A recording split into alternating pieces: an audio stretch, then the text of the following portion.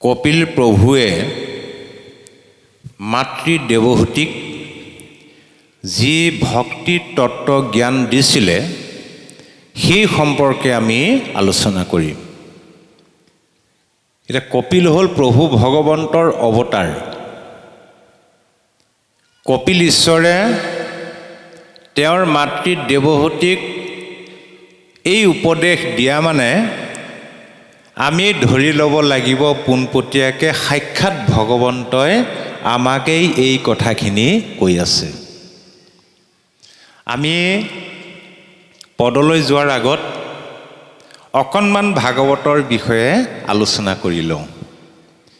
ভাগৱত আমি কিয় শুনিব লাগে? ভাগৱত আমি কেনেদৰে শুনিলে লাভ হ'ব?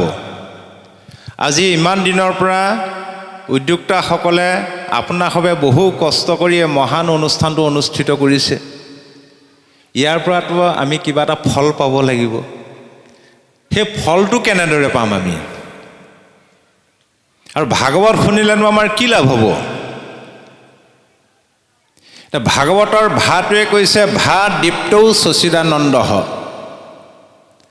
গটোৱে কৈছে গতি ৰৈছ অলৌকিকী, ৱটোৱে কৈছে ৱৰিষ্ঠয় সৰ্বশাস্ত্ৰ নাম, তটোৱে কৈছে তৌৰিয়ব ভৱাৰ্ণৱমিতি ভাগৱত। বোলে ভাগৱত শুনি থাকিলেই নহ'ব, পঢ়ি থাকিলেই নহ'ব। ভাগৱত শুনি ভাগৱতৰ কথাবিলাক ভাবিব লাগিব। ভাবিলেহে আমাৰ অন্তৰত ক্ৰিয়া কৰিব, হৃদয়ত ক্ৰিয়া কৰিব। এই ভাগৱত হ'ল বাস্তৱবাদ, এই ভাগৱত হ'ল বিজ্ঞানসন্মত। আমি ব্যৱহাৰিক জীৱনত ইয়াক পালন কৰিব লাগিব। ইয়াত 4টা স্তৰ আছে, সেই স্তৰ অনুসৰি আমি আগুৱাই গৈ থাকিব লাগিব।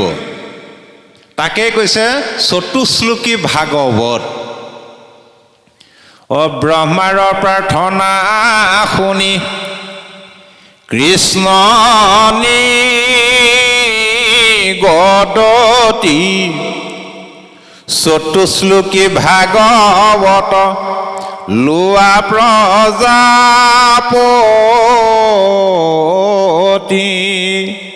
ব্ৰহ্মাৰ প্ৰাৰ্থনা শুনি স্বয়ং ভগৱন্ত কৃষ্ণদেৱে পদ্মকল্পত এই চতুশ্লোকী ভাগৱত দিছিলে। চতুশ্লোকী জ্ঞান বিজ্ঞান তদংগ ৰহস্য। জ্ঞান, জানিব লগা বস্তুক জনাটোৱে হ'ল জ্ঞান। গীতাত কৈছে হে সখী জ্ঞেয় বস্তুক জনাটো জ্ঞান। আজি ইয়াত যে ভাগৱত চৰ্চা হৈছে, গীতাৰ মতে এইটো হ'ল জ্ঞানৰ যজ্ঞ। সকলো যজ্ঞতকৈ শ্ৰেষ্ঠ যজ্ঞ হ'ল জ্ঞানৰ যজ্ঞ। জানি থ'লে কামত দিবনে বাৰু? জ্ঞানত থাকিলে কামত দিবনে নিদিব? বোলে নহ'ব। আমি আকৌ আগুৱাব লাগিব ক'লৈ? বোলে বিজ্ঞানলৈ। জ্ঞানৰ পৰা বিজ্ঞানলৈ যাব লাগিব। আইগৰাকীক সুধিলোঁ, আইগৰাকীয়ে তাঁত বব জানেনে? বোলে জানো, মাৰ ঘৰতে শিকি আহিছোঁ জীয়ৰী কালত। বিভিন্ন ডিজাইনৰ ফুল বাচিব জানো, চাদৰ মেখেলা বব জানো, গামোচা চেলেং সকলো জানো। বোলে সকলো শিকি থৈছোঁ। আজিলৈকে কিমানখন বলে? বোলে এখনো বোৱা নাই। সেই জ্ঞানৰ কাম দিবনে বাৰু? বিজ্ঞানলৈ যাব লাগিব, তাক আমি উপলব্ধি কৰিব লাগিব। উপলব্ধিয়ে হ'ল বিজ্ঞান, বিশেষ জ্ঞান। তাৰপিছত আহিলে তদংগ।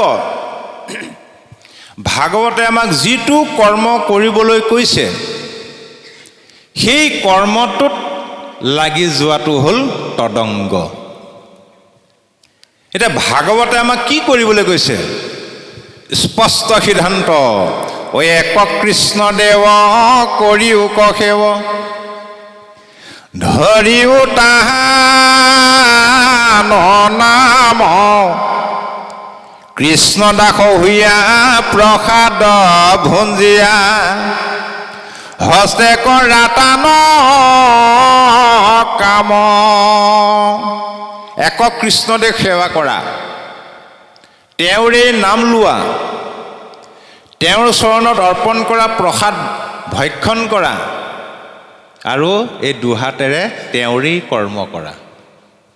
এই কৰ্মটোত যেতিয়া আমি উঠি পৰি লাগি গ'লোঁ সেইটো হ'ল তদংগ। কৰ্মটোত লাগিলোঁ যেতিয়া ফল এটা পামেই, হয়নে বাৰু? যিকোনো কৰ্মই নহওক ফলটো লাগিয়ে থাকে। সেই ফলটোৱে হ'ল ৰহস্য, ৰহস্যত ভকত। গীতাত কৈছে, হে সখী, যিজনে মোৰ ৰহস্যটো জানি গ'ল, ওৰ ৰহস্য জানে, যিটো লোক সততে কীৰ্তন কৰে মোক, ধৰি দৃঢ় ব্ৰত কৰি যত্ন বিপৰীত, মোৰ সৰ্বোত্তম দুই পাৱে, কৰে নমস্কাৰ ভক্তি ভাৱে, তাৰ মূৰ এৰা এৰি নাহি কদাচিত। এই পৰ্যায় পাবগৈ লাগিব। হে সখী, যি মোৰ ৰহস্যক জানি গ'ল, তেওঁ সততে মোৰ নাম কীৰ্তন কৰে। কেনেদৰে? ধৰি দৃঢ় ব্ৰত কৰি যত্ন বিপৰীত। মোৰ সৰ্বোত্তম দুই চৰণত তেওঁ ভক্তিভাৱে নমস্কাৰ কৰে। আৰু হে সখী, সেইজনৰ লগত মোৰ কোনোদিন এৰা এৰি নাই। গতিকে আমি উপলব্ধি কৰিব লাগিব, তেতিয়া আনন্দ আহিব। যাৰ হৃদয়ত বোলে আনন্দ নাই, তেওঁৰ হৃদয়ত বোলে কৃষ্ণও নাই, মনত ৰাখিব। কৃষ্ণ শব্দৰ অৰ্থই আনন্দ। আপুনি বাস্তৱত চাব, যাৰ মন সদায় আনন্দত থাকে, তেওঁ মাছ মাংস ঘিউ মৌ জুতি লগাই খাব নালাগে। সুদা মচুৰ দালি পানী আলু পিটিকাই খাওকচোন, বা স্বাস্থ্য কিমান সুন্দৰ হ'ব। যাৰ মন সদায় আনন্দত থাকে, তেওঁৰ বেমাৰ আজাৰো কম।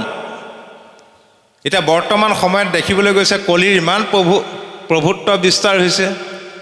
কলিৰ প্ৰভাৱত পৰি জীৱশ্ৰেষ্ঠ মনুষ্যৰ হাঁহি বোলা বস্তুটো নাইকিয়া হ'ল। আছেনে বাৰু? নেহাঁহিলে হয় নহয় কাৰণেহে দাঁতকেইটা উলিয়াই থৈ দিয়ে এইগুণৰ পৰা। অন্তৰৰ পৰা হাঁহে নাহে বাৰু? আজি কিন্তু অন্তৰৰ পৰা হাঁহিছে আপোনালোকে, হয়নে বাৰু? যিসকল লোকে পেট বিষাই যোৱাকৈ হাঁহিব পাৰে, তেওঁলোকে গেছৰ টেবলেট খাব নালাগে, মনত ৰাখিব। আজি আনন্দ মনেৰে ৰাতি টোপনি ক্ষতি কৰক, কালিলৈ ৰাতিপুৱা চাব মুখৰ উজ্জ্বলতা বাঢ়িবহে। বহুতে যুক্তি দিয়ে, নাই চুগাৰ প্ৰেছাৰ আছে, টোপনি ক্ষতি কৰিব নোৱাৰে। হেৰৌ, ঈশ্বৰৰ নামত টোপনি ক্ষতি কৰা, চুগাৰ প্ৰেছাৰ কমি যাব। বেমাৰী ৰখি টোপনি ক্ষতি কৰকচোন, বা একেৰাতিয়ে চকু গৈ ক'ৰবাত পাবগৈ। আৰু যিসকলে ঈশ্বৰৰ নাম গুণ লৈ মনটো আনন্দত থাকে, তেওঁলোকৰ চেহেৰাটো ধুনীয়া হয়। আমাৰ ৰামকোঁৱৰ বাপক দেখিছেনে নাই? কিমান দিনৰ আগৰ পৰা পাই আছোঁ, মানুহটো আগতকৈ ধুনীয়াহে হৈ গৈছে। আইগৰাকী ঈৰ্ষাই হয় কেতিয়াবা। কিয়? মনটো আনন্দত ৰাখে। আনন্দই ব্ৰহ্ম, ব্ৰহ্মই কৃষ্ণ। সেইকাৰণে মই আইসকলক কওঁ, যিসকল আই মাতৃয়ে ঈশ্বৰৰ নাম গুণ গাই মনটো আনন্দত ৰাখে, অন্ততঃ বিউটি পাৰ্লাৰ খৰচটো কমি যাব। এনেই ধুনীয়া হ'ব চেহেৰাটো। আপোনালোকে প্ৰমাণ চাওক বাৰু, হয় নহয়? গতিকে ভগৱন্ত, এই নাম বস্তু ভগৱন্ত কৃষ্ণদেৱে আমালৈ থৈ গৈছে। তাৰমানে ভগৱন্ত কৃষ্ণদেৱ যেতিয়া বৈকুণ্ঠলৈ গুচি গ'ল, বৈকুণ্ঠলৈ যাওঁতে দুটা বস্তু লগত লৈ গ'ল। আমাৰ একেবাৰে সহজ সৰল অসমীয়া ভাষাত ক'বলৈ গ'লে, ভগৱন্ত কৃষ্ণদেৱে দুটা টোপোলা লৈ গুচি গ'ল। কলিৰ মলমতী মনুষ্যৰ কাৰণে এটা টোপোলা থৈ গ'ল। এতিয়া আপুনি ভাবক, আমি লৈ যোৱা দুটাত গুৰুত্ব দিব লাগেনে আমালৈ থৈ যোৱাটোত বেছি গুৰুত্ব দিব লাগে? বহুতে কথাটো বুজি নাপায়, থৈ যোৱাটোত গুৰুত্ব নাই, লৈ যোৱা দুটাত বেছি গুৰুত্ব, সেইকাৰণে খেলি মেলি লাগে। এই মহা পণ্ডিতবিলাকে লৈ যোৱা দুটাত গুৰুত্ব দিয়ে, সৰ্বসাধাৰণ ৰাইজে কিন্তু থৈ যোৱাটোতহে গুৰুত্ব দিয়ে। কি লৈ গ'ল? কি থৈ গ'ল? অ পৃথিৱী এৰিলা কৃষ্ণে, ধৰ্ম জ্ঞান লৈ, গৈলা বৈকুণ্ঠ কৈত গুণ নাম থৈ যে ভগৱন্ত কৃষ্ণদেৱে ধৰ্ম আৰু জ্ঞান এই দুটা টোপোলাৰ লগত লৈ গুচি গ'ল। ধৰ্ম বুলি ক'বলৈ যাওঁতে কৰ্মৰ মাৰ্গৰ কথা কৈছে, জ্ঞান বুলি ক'বলৈ যাওঁতে জ্ঞান মাৰ্গৰ কথা কৈছে, কিন্তু আমালৈ কি থৈ গ'ল? কেৱল গুণৰ নাম। আৰু সেই নামৰ ইমান মহিমা ভগৱন্ত কৃষ্ণদেৱে তেওঁৰ সৰ্বশক্তিৰ নামত প্ৰয়োগ কৰি থৈ গৈছে যে পূৰ্বতে স্বয়ং ভগৱন্ত কৃষ্ণদেৱক স্বচক্ষুৰে দৰ্শন কৰি যিটো ফল পাইছিলে, তেওঁৰ নাম লৈ কলিৰ মলমতি মনুষ্যই বোলে বেছি ফল পায়। পাৱে যেন ফল পূৰ্বে কৃষ্ণ দৰ্শনে, ততোধিক পাৱে আৱে নামৰ কীৰ্তনে। তেওঁৰ নাম লৈ আমি বেছি ফল পাইছোঁ আজি। আৰু ইয়াৰ বাস্তৱবাদটো হ'ল এইটোৱেই, কিবা এটা বস্তু পাই যোৱাতকৈ পাবলৈ যিটো হেঁপাহ, তাত প্ৰেম আছে, আনন্দ আছে। পাম এতিয়া আনন্দ থাকে, নহয়নে বাৰু? পাই যোৱাৰ পিছত সেই আনন্দটো থাকেনে বাৰু? বাস্তৱত প্ৰমাণ কৰি চাওক, আইসকলেতো প্ৰমাণ পাই গৈছে, যদিহে বন্ধনৰ পৰা পইচা লৈ পাইছে। বন্ধন গোটৰ পৰা পইচা ল'বলৈ হ'লে সপ্তাহে সপ্তাহে মিটিঙলৈ গৈ থাকিব লাগে। 50,000 টকা এটা আপুনি আবেদন কৰিছে, পাব আৰু মনটো ফূৰ্তি লাগি থাকে। সম্পাদিকাই ক'লে, হেৰি অহা সপ্তাহত আপোনাৰ পইচা হৈ যাব, আপুনি সাজু হৈ আহিব। এসপ্তাহ টোপনিয়ে নাযায় আনন্দত, নহয়নে বাৰু? কিমান ভাল লাগিব। যে পইচাটো লৈ ঘৰ সোমোৱালেহি লগে লগে অশান্তি আৰম্ভ হ'লনে বাৰু? ইটোকো লাগে সিটোকো লাগে, জোৰাই নমৰা হ'ল। তাৰপিছত সপ্তাহে সপ্তাহে দিওঁতে উপায় নাইকিয়া হয়। এতিয়া সেই নামৰ পৰা আমি মহাফলটো পাবলৈ হ'লে আমাক কিন্তু এটা বস্তু বিশেষ প্ৰয়োজন হ'ব। সেইটো হ'ল নামৰ প্ৰতি থকা সুদৃঢ় বিশ্বাস। বিশ্বাসে নামৰ কক্ষা। বিশ্বাস নভৰিলে নামে নকৰন্ত ৰক্ষা, মনত ৰাখিব।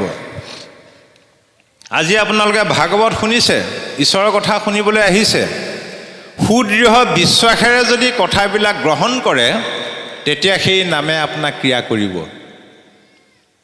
বিশ্বাসটো এনেকুৱা হ'ব লাগিব, এটা পুখুৰীত এডাল বিষাক্ত সৰ্প আৰু এটা মাছৰ সখী আছিলে, চেঙা মাছৰ। চেঙা মাছ চিনি আজিকালি নাইকিয়া হ'ল, নহয় বাৰু? গোটেই সেই গাঁতৰ তলত থাকে যে, শ'ল মাছৰ নিচিনা। তা সাপৰ মানে কি উভাই ডাং মৰা কথা? এনেও সাপ জাতিটো ক্ৰুৰ জাতি নহয় জানো? তেওঁ নিজৰ সখীয়েক মাছক সদায় কয়, হেৰা সখী, তোমাৰ লগতনো মই কিয় সখীটো পাতিলোঁ আৰু? বোলে কেলে?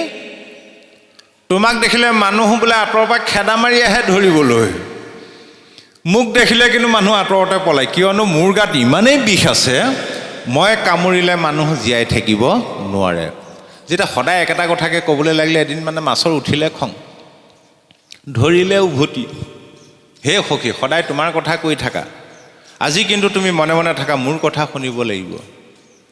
তা সাপে ক'লে, তোমাৰনো ক'বলগীয়া কিটো আছে? বোলে শুনা, তুমি কামুৰিলেও যদি মানুহ বাচি থাকে, মই কামুৰিলে কিন্তু মানুহ এক মুহূৰ্তও জীয়াই থাকিব নোৱাৰে। যেতিয়া কৈ দিলে, সাপটো থটমট খাই গ'ল। হেৰা, তুমি মিছাকৈ কৈছা? বোলে নাই কোৱা। প্ৰমাণ দিব পাৰিবা? বোলে পাৰিম। ঠিক আছে। কেইদিনমানৰ পিছত সেই পুখুৰীটোলৈ মানুহ এটাই কেঁকুৰা গাঁতত, মাছৰ গাঁতত হাত ভৰাই ভৰাই আহি আছে। তা সাপে ক'লে, হেৰা সখী, বৰ ফুটনি মাৰিছিলা নহয়, আজি প্ৰমাণ কৰি দিব লাগিব। বোলে হ'ব, ব'ল আমি একেটা গাঁততে সোমাই থাকিম। মানুহজনে যেতিয়া গাঁতত হাত ভৰাই দিব, প্ৰথম কামোৰটো মই মাৰিম। কামোৰ মৰাৰ পিছতে তুমি মানুহটো ওলাই চাবা, দেখিবা যে সি মৰিবলৈ চটফটাই আছে। মাছে ক'লে, হ'ব, মাৰিবা। সেইদৰে মানুহটোৱে যেতিয়া হাত ভৰাই দিলে, সাপে দিলে কামোৰ মাৰি, খুট মাৰি দিলে, গোটেই বিষ ঢালি দিলে। সাপটোৱে কামোৰ মৰাৰ পিছত মাছটোৱে লাহেকৈ মানুহটো মুখৰ আগলৈ ওলাই চাইছে, মানে কিজানি হ'বও পাৰে। মানুহটো চকুটো পৰিলে আকৌ মাছটোৰ ওপৰত, একেটা গাঁতৰ পৰা ওলাই অহা দেখি মানুহটোৱে ভাবিলে, মাছেহে কামুৰিলে, কথাটো গুৰুত্বই নিদিলে। তাৰ মাছে ক'লে হে ৰাখকি তুমি কামোৰ মৰাৰ লগে লগে মই মানুহটো ওলাই চালোঁ, মানুহটোৱে কেৰেপেই নকৰিলে। এইবাৰ মই কামোৰটো মাৰিম, কামোৰ মৰাৰ পিছত তুমি ওলাই দেখিবা যে মানুহটো মৰিবলৈ চটফটাই আছে। হয়ো হয়। সেইবাৰ গাঁতত হাত বহাই দিওঁতে মাছে ঢিলে জোৰত কামোৰ মৰাৰ পিছত সাপটোৱে মানুহটো মুখৰ আগলৈ ওলাই চালে। মানুহটো চকুটো পৰিলে সাপটোৰ ওপৰত। সি ভাবিলে মোক আজি সাপে খুটিলে বুলি এইটো ধৰ মাৰ লাগিলে। সেইটোকে কৈছে বিশ্বাস। কিন্তু নামক বিশ্বাস কৰিবলৈ হ'লে আমাৰ সমাজত চলি থকা কিছুমান অন্ধবিশ্বাস কিন্তু আমি এৰিব লাগিব। আজি বিজ্ঞানৰ যুগতো, যিটো যুগত মানুহ গৈ মংগল গ্ৰহ পালেগে, হয়নে বাৰু? আজি আমিও শনিবাৰ, মঙলবাৰ, সোমবাৰ, বৃহস্পতিবাৰ নামানো। শনিবাৰে মঙলবাৰে বোলে দাড়ি চুলি কাটিব নাপায়, নখ কাটিব নাপায়। ক'ত লিখা আছে? কোনো শাস্ত্ৰত লিখা নাই। আমি এনেই মানি আছোঁ। যদি কোনোবাই কয় আবেলি দাড়ি চুলি নখ কাটিব নাপায়, সেইটো মানিব পাৰি, তাত বিজ্ঞান আছে।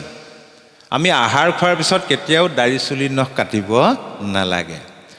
আমি যি অন্ন খাওঁ, অন্ন পৰা ৰস হয়, সেই ৰস শৰীৰৰ অংগ প্ৰত্যংগই গ্ৰহণ কৰে। গতিকে তেতিয়া যদি আপুনি কাটি দিয়ে, হয়তো চকুৰ দৃষ্টি কমিব পাৰে, বিভিন্ন ছাইড এফেক্ট হ'ব পাৰে। আকৌ এতিয়া আমাৰ আইসকলৰ মাজত এটা ডাঙৰ অন্ধবিশ্বাস চলি আছে। এইটো অপ্ৰিয় কিন্তু সঁচা কথা। প্ৰকৃতিৰ নিয়ম, ছোৱালী গাভৰু হয়, ল'ৰা ডেকা হয়। ছোৱালী গাভৰু হ'লে আকৌ ধুমধামেৰে বিয়া পাতে। এইটো কোনো শাস্ত্ৰত নাই, কিন্তু মনত ৰাখিব। ডাঙৰ বিয়াতকৈও একেবাৰে সেইখন বিয়াহে ডাঙৰকৈ পাতে। কিন্তু বিবাহ বুলি ক'বলৈ গ'লে কিন্তু দৰা এটা লাগিবই। আকৌ সেইখন বিয়াত দৰা ওলাই জানো? আৰু সেই পুষ্পিতা বিয়াখন পাতিবলৈ যাওঁতে আই মাতৃসকলে যিখিনি পুৰণিকলীয়া ৰীতি নীতি আশ্ৰয় লয়, তাত কিন্তু কোনো বিজ্ঞান নাই। আইসকলে চেলাউৰিহে উঘালিব নাপায়, এইটো মানে জানো? যিমানে উঘালিব সিমানে আপোনাৰ চকুৰ দৃষ্টি কমি আহি থাকিব, সেইটো কিন্তু নেমানে। আগৰ যুগত এনেকুৱা দিন আছিলে, আইসকলে বোলে বাপজনাৰ নামটোও কাঢ়িব নাপায়, হয়নে বাৰু? আজিকালি বাৰু তই মইকে মাতে, আজিকালি কলিযুগটো। আগতে কিন্তু বাপজনৰ নামটো কেতিয়াও নলয়। সেইটোও নহয়। সেইটো কৰিও এবাৰ এগৰাকী আই মাতৃ পৰিলে নহয় বিপদত। তেওঁৰ বাপজনৰ নামটো আছিলে, স্বামীৰ নামটো আছিলে গোবিন্দ। গোবিন্দ আকৌ গোটেই অঞ্চলটোৰ ভিতৰতে তেওঁৱে নামতি, বেলেগ নামতি নাই। তেওঁৰ আকৌ আইগৰাকীও ভাল নামতি আছিলে। এবাৰ মানে গোবিন্দৰ নামলৈ নিমন্ত্ৰণ হ'ল। কাহ চৰ্দি হৈ মাতটো বহি আছিলে। আইগৰাকীক সুধিলে, আমুক বাৰে তোমাৰ ক'ৰবাত নিমন্ত্ৰণ আছে নেকি? বোলে নাই, মোৰ লগতে ওলাবা আহি। মোৰ মাতটো বহি আছে, মই কেনেকৈ নাম প্ৰসংগ কৰিম? তুমি আইসকলৰ মাজত বহি লৈ নামষাৰ টানি দিবা, উঠি যাব। বোলে হ'ব। চাইকেলৰ ক্ৰিয়াতে জাপ মাৰি বহিলে, নামৰ জেগা পালেহি। গোবিন্দ নামৰ আসনত বহিল। আইগৰাকীক আইসকলৰ মাজত বহুৱাই লৈ ইংগিতটো দিলে, ধৰিবা দেই। বোলে হ'ব ধৰিম বাৰু।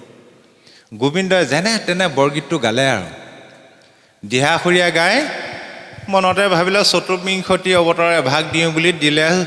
জয় হৰি গোবিন্দটো লগাই আইগৰাকী মুখেৰে নেমাতিলে। কীৰ্তন আদায় হৈ গ'ল, আইগৰাকীয়ে মুখেৰে নেমাতিলে। কাষৰগৰাকীয়ে সুধিলে, হেৰি আপোনাৰ কিবা অসুখ নেকি? বোলে নহয়। বোলে বাপজনে মাতো বহি আছে, ইমান সুন্দৰকৈ নামষাৰ দিছে, আপুনি ধৰিব আকৌ, তেতিয়াহে নামষাৰ উঠিব। কিয় নধৰিলে? বোলে এনেই নধৰিলোঁ। এইবাৰ ধৰিব দেই। বোলে এইবাৰ ধৰিম। গোবিন্দ আকৌ মনে মনে খং উঠিলে, এইজনী ঘৰত মই ইমান শিকাই বুজাই আনিলোঁ, একো লাভ নহ'লে, মুখেৰে নেমাতিলে। এইবাৰনো চাগে ক'ত মাতিব? এই চুটি চাই এভাগ দিওঁ বুলি লগাই দিলে। কি? গোপাল গোবিন্দ যদু নন্দন কৃষ্ণৰ চৰণে লৈলো শৰণ। সেইবাৰো নমতা হ'ল নহয়। আইগৰাকীয়ে মনে মনে হৈছে, এইবাৰো এইভাগে দিবলৈ পালে, বেলেগ এভাগ দিবলৈ নেদেখিলে। 3-4মান পাৰ হৈছে, নাই। কাষৰগৰাকীটো কি লাগুটি মাৰিবলৈ ধৰিলে, হেৰি আপুনি ধৰিবই লাগিব। আপুনি যদি মুখেৰে নামাতে, আমিও আইসকলক বন্ধ কৰি দিম। এতিয়া বাধ্যত পৰি আইগৰাকীয়ে 4-4মান যোৱাৰ পিছত ধুনীয়াকৈ গালেগৈ বাৰু দেই।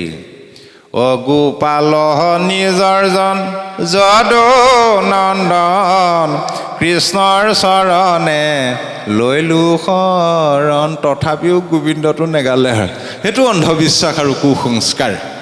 গতিকে আমি মনৰ পৰা অন্ধবিশ্বাস কুসংস্কাৰ ত্যাগ কৰি সুদৃঢ় বিশ্বাসে যেতিয়া ঈশ্বৰৰ নাম ল'ম, সেই নামে আমাক উদ্ধাৰ কৰিবই। আৰু ভাগৱত আৰম্ভ হৈছে এটা প্ৰশ্নক কেন্দ্ৰ কৰি, মনত ৰাখিব, মাত্ৰ এটাহে প্ৰশ্ন। যেতিয়া ৰজা পৰীক্ষিত এদিন মৃগ চিকাৰ কৰিবলৈ গ'ল, হৰিণা পহুৰ পাছে পাছে খেদি যাওঁতে যাওঁতে ঘোৰ অৰণ্যত প্ৰৱেশ কৰিলে। ভাগৰ লাগিলে, খুব পিয়াহ লাগিলে। পানী বিচাৰি গৈ শৰ্মিক মুনিৰ আশ্ৰম পালেগৈ। সেই সময়ত শৰ্মিক মুনি ধ্যানস্থ অৱস্থাত আছিল। ৰজা পৰীক্ষিতে পানী পানী বুলি কেইবাবাৰো চিঞৰিলে। ধ্যানত থকাৰ কাৰণে ঋষিয়ে ৰজা পৰীক্ষিতৰ মাতটো নুশুনিলে। এতিয়া পৰীক্ষিতৰ খং উঠিলে। এওঁ ভাণ্ডক, মই ইমান ডাঙৰকৈ চিঞৰিছোঁ, এওঁ নুশুনা বাহু ধৰিছে। এই বুলি কি কৰিলে, ইফালে চালে সিফালে চালে, ওচৰতে মৰা সাপ এডাল পৰি আছিলে। এই ধনুখনৰ আগেৰে মৰা সাপডাল শৰ্মিক মুনিৰ ডিঙিত আঁৰি থৈ গুচি গ'ল। শৰ্মিক মুনিৰ পুত্ৰ শৃংগী মুনিয়ে দেউতাকৰ এই অৱস্থাত দেখি খঙত অগ্নিশৰ্মা হৈ, যিয়ে মোৰ পিতৃক এই দুৰৱস্থা কৰিলে, তেওঁ 7 দিনৰ ভিতৰত তক্ষকে দংশন কৰিব বুলি চন্দ্ৰসাপ দি দিলে। ৰজা পৰীক্ষিতে এই খবৰটো যেতিয়া পালে, 7 দিনৰ ভিতৰত তেওঁক সাপে খুটি মাৰিব। কেনেকুৱা লাগিব বাৰু ভাবক। আপোনাক যদি কোনোবাই জ্যোতিষী এজনে কৈ দিয়ে, হেৰি আপোনাৰ কপালখন চালোঁ দেই, হাত দুখনো চালোঁ, অহা 7 দিনৰ ভিতৰত কিন্তু আপোনাক সাপে খুটি মাৰিব, আপোনাৰ কেনেকুৱা লাগিব বাৰু? ৰজা পৰীক্ষিতক সেই একেটাই অৱস্থাত ভয় খালে প্ৰথম অৱস্থাত। দ্বিতীয়তে তেওঁ যিহেতু মহাভকত, মনতে ভাবিলে 7 দিনৰ ভিতৰত মৰিমেই, যেতিয়া মোৰ ৰাজ্যৰ ধন সম্পত্তিৰ কি প্ৰয়োজন আছে?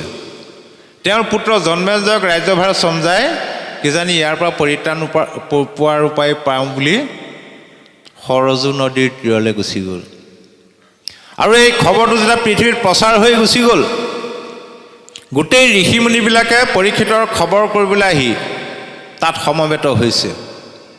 তেতিয়া আমি শুনামতে বোলে 60,000 ঋষিমুনি সমবেত হৈছে বুলি কয়।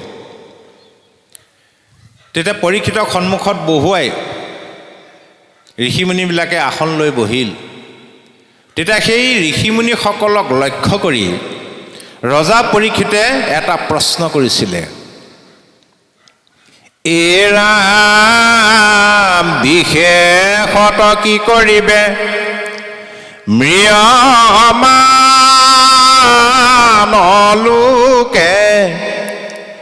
বিমৰিষি কহিউক মোতৰিষিলোকে। মোৰ দৰে যিসকল ম্ৰিয়মান লোক, মানে মৃত্যুমুখী লোক, সেইসকলে প্ৰকৃততে কি কৰা উচিত, আপোনাসবে আলোচনা বিলোচনা কৰি ভাবি চিন্তি মোক সঠিক উত্তৰটো দিয়ক। এইটো ৰজা পৰীক্ষিতৰ প্ৰশ্ন, মানে সমস্ত মানৱৰ প্ৰশ্ন। মনত ৰাখিব, আজি কি বাৰ? আজি সোমবাৰ নহয় জানো? এই সোমবাৰৰ পৰা দেওবাৰৰ ভিতৰতে আমি এই দেহ এদিন এৰিব লাগিব। যিহেতু আমি মৰিবলৈকে জন্ম হ'লোঁ, গতিকে মনুষ্যৰ কি অৰ্থটো আছে বাৰু এই দেহটো পোৱাৰ, হয়নে বাৰু? গতিকে আমি কিয় জন্ম পালোঁ, আমাৰ প্ৰধান কৰ্তব্য কি হ'ব পাৰে? তেতিয়া তাত সমবেত হোৱা ঋষিমুনিবিলাকে শুনি মুনি সবে বোলে যাৰ যে নমতি, কেহু বোলে পৰমত পতে পাই গতি। ভিন্ন ঋষি ভিন্ন মত আগবঢ়ালে। কিছুমানে ক'লে তপ কৰিলে পৰম গতি পায়, কিছুমানে ক'লে জপ কৰিব লাগিব, কিছুমানে ক'লে যজ্ঞ কৰিব লাগিব, কিছুমানে ক'লে তীৰ্থ স্নান কৰিব লাগিব। ভিন্ন ঋষি ভিন্ন মত। পৰীক্ষিতে মনে মনে ভাবিছে আছেহে 7টা দিন, তাৰে 2টা দিন ভাবি গুণি থাকোঁতেই গ'ল। কেনেকৈ তীৰ্থ স্নান কৰিম, 12 বছৰ লাগে।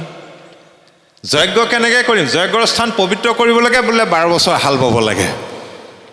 উগুল থুগুল মন লৈ বহি আছে।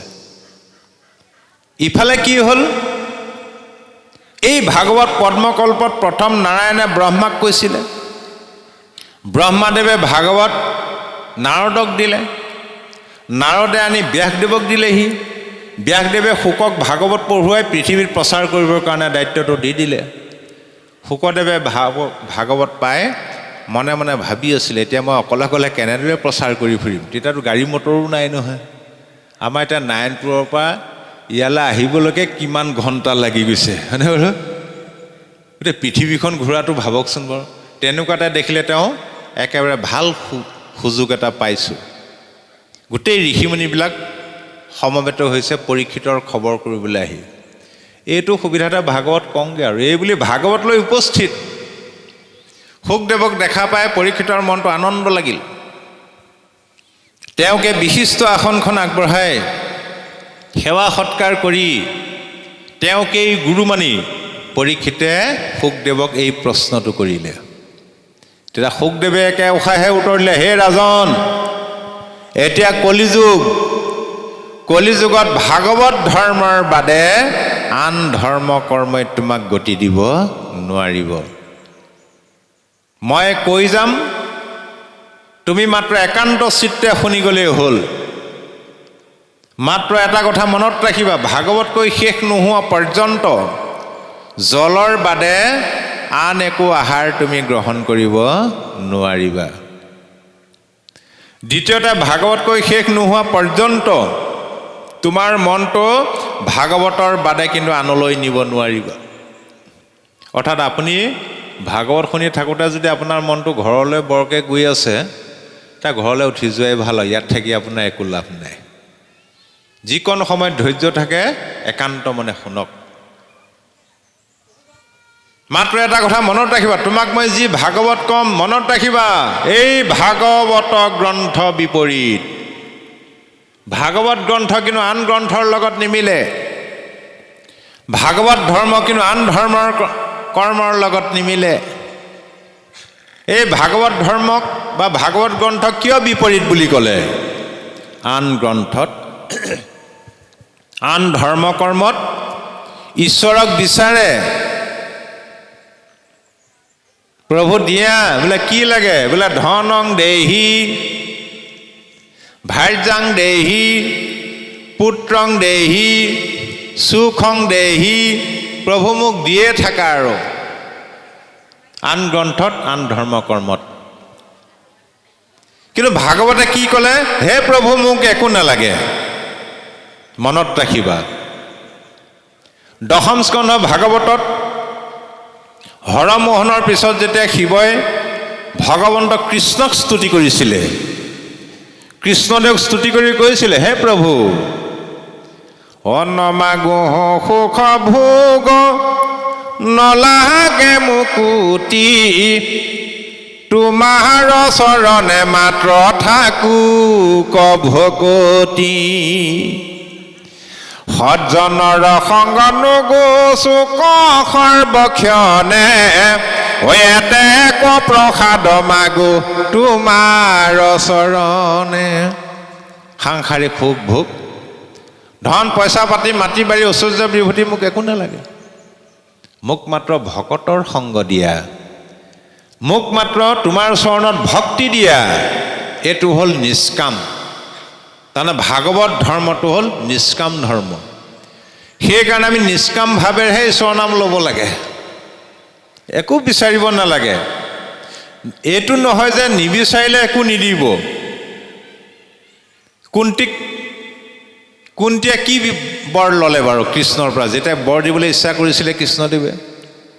কুন্তীয়ে ক'লে, বোপা কৃষ্ণ, এই বৃদ্ধ বয়সত মোৰ বৰৰ কি প্ৰয়োজন আছে? একো বৰ নালাগে। নহয় পেহীদেউ, তুমি ল'বই লাগিব। তুমি মোক পুত্ৰতকৈ মৰম কৰি ৰাখিলা। কুন্তী তেতিয়া বৃদ্ধ অৱস্থা। কৃষ্ণই বৰ দিবলৈ বিচাৰিছে, কুন্তীয়ে নালাগে বুলি কৈছে বৃদ্ধ অৱস্থাত। আমাৰ যদি বয়সস্থ আই এগৰাকীক যদি কৃষ্ণই কেনেবাকৈ কয়, আইগৰাকী তোমাৰ ভক্তিত সন্তুষ্ট হৈছোঁ, কি বৰ লাগে কোৱা? আইগৰাকীয়ে প্ৰথম বৰ কি ল'ব? প্ৰথমতে বোলে মোক গাভৰু কৰি দিয়া, তাৰপিছতহে বাকীবিলাক, হয়নে? কুন্তীয়েতো ক'ব পাৰিলেহেঁতেন গাভৰু কৰি দিয়া বুলি। কুন্তীয়ে কি বিচাৰিলে? তোমাৰ যদি মোক বৰ দিবলৈ একান্ত ইচ্ছা, মোক মাত্ৰ দুটা বৰ দিলেই হ'ব। প্ৰথমটো বৰ, এই সংসাৰত যিমানবিলাক বিপদ বিঘিনি আছে মোৰ মূৰৰ ওপৰতে জাপি থৈ যোৱা। অ সেহি আপদ আমাৰ ভীমত, তোমাক দেখিবে পাওঁ যিটো আপদ। বিপদ বিঘিনি বিচাৰিলে, কিয়নো এৰাম শ্ৰী ভৈলে ভুলৈ মন কৰৈ নাকাম, সম্বদটো লৈবাক নোৱাৰো তব নাম। যেতিয়া মোৰ ভালৰ দিন আহিব, ধন পইচা পাতি উভৈ নদী হৈ থাকিব, গাড়ী মটৰ, তেতিয়া সেইজনক ভকতৰ সংগৰ দৰকাৰ নাই। ভকতৰ সংগলৈ যাবলৈ সময় নাই নহয়, পইচা হিচাপ কৰি থাকোঁতেই যায় 12টা 1টালৈকে। একেবাৰে শেহৰখন গাড়ী নহালৈকে তেওঁ টোপনিয়েই নাই। গতিকে মোক বিপদ বিঘিনি দিয়া। এতিয়া আপুনি বাস্তৱত চাব দেই, ইয়াৰ বাস্তৱবাদটো চাব। আমি বাৰু ঈশ্বৰক ইয়াত বহি থকা কোনোবা এজনে থিয় হৈ ক'ব পাৰিবনে মই দুখ বিচাৰোঁ বুলি? আইসকলে দুখ বিচাৰে নে সুখ বিচাৰে ঈশ্বৰক? সুখ শান্তি বিচাৰোঁ, আমিতো সুখহে বিচাৰিম, দুখ বিচাৰিবলৈকে ভয় লাগে নহয় নহয়। সেইটোৱেতো ভাগৱতে কৈছে, 6ষ্ঠ স্কন্ধ ভাগৱতত প্ৰহ্লাদে দৈত্য শিশুসকলক কৈছিলে, তোমালোকে ঈশ্বৰক সুখ বিচৰা নে দুখ বিচাৰোঁ? বোলে দুখ কেলৈ বিচাৰিম আকৌ, আমি সুখহে বিচাৰোঁ, দুখ নিবিচৰা? বোলে একেবাৰে নিবিচাৰোঁ দুখ। এতিয়া বিচৰাটো বেছিকৈ পোৱা নে নিবিচৰাটো পোৱা? ভাবক এতিয়া। অ দুখ কলা গিয়া যেহেন পুৰুষে একো যত্ন নকৰয়, তথাপিতো আনি মিলাবয় দৈবে অন্তে দুখ নচাৰয়। মানুহে নিজৰ দুখৰ কাৰণে যত্ন নকৰিলেও যেনেদৰে মানুহৰ জীৱনলৈ দুখ বিপদবিলাক নিজে নিজে নামি আহে, সেইদৰে বোলে সুখবিলাকো আহিব। অ সেহি মতে জানা সুখো আহি মিলে, দুখো গুচেতে তীক্ষণে, আকৌ লাগি যত্ন কৰিবে নলাগে, দেখিও বিচাৰি মনে। সেইদৰে সুখবিলাকো আহিব, আমি সুখৰ কাৰণে যত্ন কৰিব নালাগে। আমি মাত্ৰ যত্ন কৰিব লাগে অসতৰ পৰা সতলৈ যাবলৈ, অজ্ঞান আন্ধাৰৰ পৰা জ্ঞানলৈ যাবলৈ, জ্ঞানপন্থলৈ, জ্ঞানৰ পোহৰলৈ যাবলৈ, মৃত্যুৰ পৰা অমৃতলৈ। এতিয়া ভগৱন্তই কৃপা কৰিবই। আৰু দ্বিতীয়টো বৰ, মই যিমান বিপদত পৰিলেও মোৰ মনটোৱে তোমাৰ দুখানি চৰণ এৰি যাতে আন দেৱ দেৱতালৈ ধাৱমান নহয়। আন দেৱ ধৰ্মক নযাওক মোৰ মতি, তোমাৰ চৰণে হৌক নিৰন্তৰে ৰতি। যেনেদৰে গংগা নদী সাগৰৰ অভিমুখে বৈ যাওঁতে সেই গংগাক বিভিন্ন জাজিয়ে বাধা দিয়ে, সেই জাজিৰ বাধা অতিক্ৰম কৰি যেনেদৰে গংগা নদী সাগৰত পৰেগৈ, যেন জাজি গংগাক নিৰোধ কৰে যদি, তথাপিতো সাগৰত পৰে দেৱ নদী। এৰাম সেইদৰে বিঘ্নিকো নগনি মোৰ মন, সদায় স্মৰোক মাত্ৰ তোমাৰ চৰণ। সেইদৰে মোৰ মনৰূপী গংগা নদীখন তোমাৰ চৰণৰূপী সাগৰখনলৈ বৈ যাওঁতে সেই গংগাক বিভিন্ন জাজিয়ে বাধা দিয়ে। সেই জাজিৰ বাধা অতিক্ৰম কৰি যাতে যেনেদৰে মোৰ মনৰূপী গংগা নদীখন তোমাৰ চৰণত সদায় মজি থাকে। সংসাৰৰ বিপদ বিঘিনিয়ে হ'ল আমাৰ জাজি। যিমান সম্পদতো বিপদতো যাতে ঈশ্বৰ নামষাৰ আমাৰ মনৰ পৰা আঁতৰ নহয়, সেইটোহে যত্ন কৰিব লাগে। তাৰে এইটো হ'ল অভ্যাস। যদি যিটো কোঠাত পোহৰ থাকিব তাত আন্ধাৰ প্ৰৱেশ কৰিব পাৰিবনে বাৰু? ছুইচটো যদি অফ কৰি দিয়াৰ লগে লগে আন্ধাৰ, হয়নে বাৰু? তাৰমানে এইটো নহয় যে আন্ধাৰখিনি গুচি গ'ল। ছুইচটো অন কৰি দিয়াৰ লগে লগে ৰুমটো পোহৰ হৈ গ'ল। এইটো নহয় যে আন্ধাৰবিলাক একেবাৰে দূৰ হ'ল, কিন্তু আন্ধাৰবিলাক চাৰিওফালে খাপ পিটি ৰৈ থাকে, সুবিধা পালে আহিব।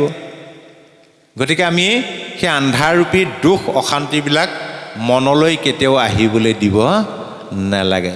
আপুনি ছুইচটো অন কৰি থৈ দিয়ক। কৃষ্ণ নামৰ ছুইচটো যেতিয়া অন কৰি থৈ দিব হৃদয়ত, দুখ বিপত্তি আপোনাক স্পৰ্শ কৰিব পাৰিবনে বাৰু? কেতিয়াও নোৱাৰে। আৰু তাৰ কাৰণে আমি চৰ্চা কৰিব লাগে ভাগৱত। এই ভাগৱত শাস্ত্ৰভাগী হ'ল বেদৰ মহাফল বুলি কৈছে। বেদৰূপী শাস্ত্ৰসমূহক এজোপা কল্পতৰুৰ বৃক্ষ বুলি কৈছে। বেদ শাস্ত্ৰসমূহ হ'ল এজোপা কল্পতৰুৰ বৃক্ষ। আৰু সেই বেদৰূপী কল্পতৰুৰ বৃক্ষজোপাত এটাই মাত্ৰ মহান ফল লাগিছে, যাৰ নাম ভাগৱত। আৰু সেই ভাগৱতৰ ৰসটো পান কৰিবলৈ কেনেকুৱা? ও স্বাদতয় অমৃতময় কেৱলে আনন্দ ৰস আছিল পূৰ্বত বৈকুণ্ঠত কৃষ্ণৰ কৃপাত পাছে অৰ্ধেক বয়স গ'লে পাইলা ব্ৰহ্মা পদ্ম কলপত।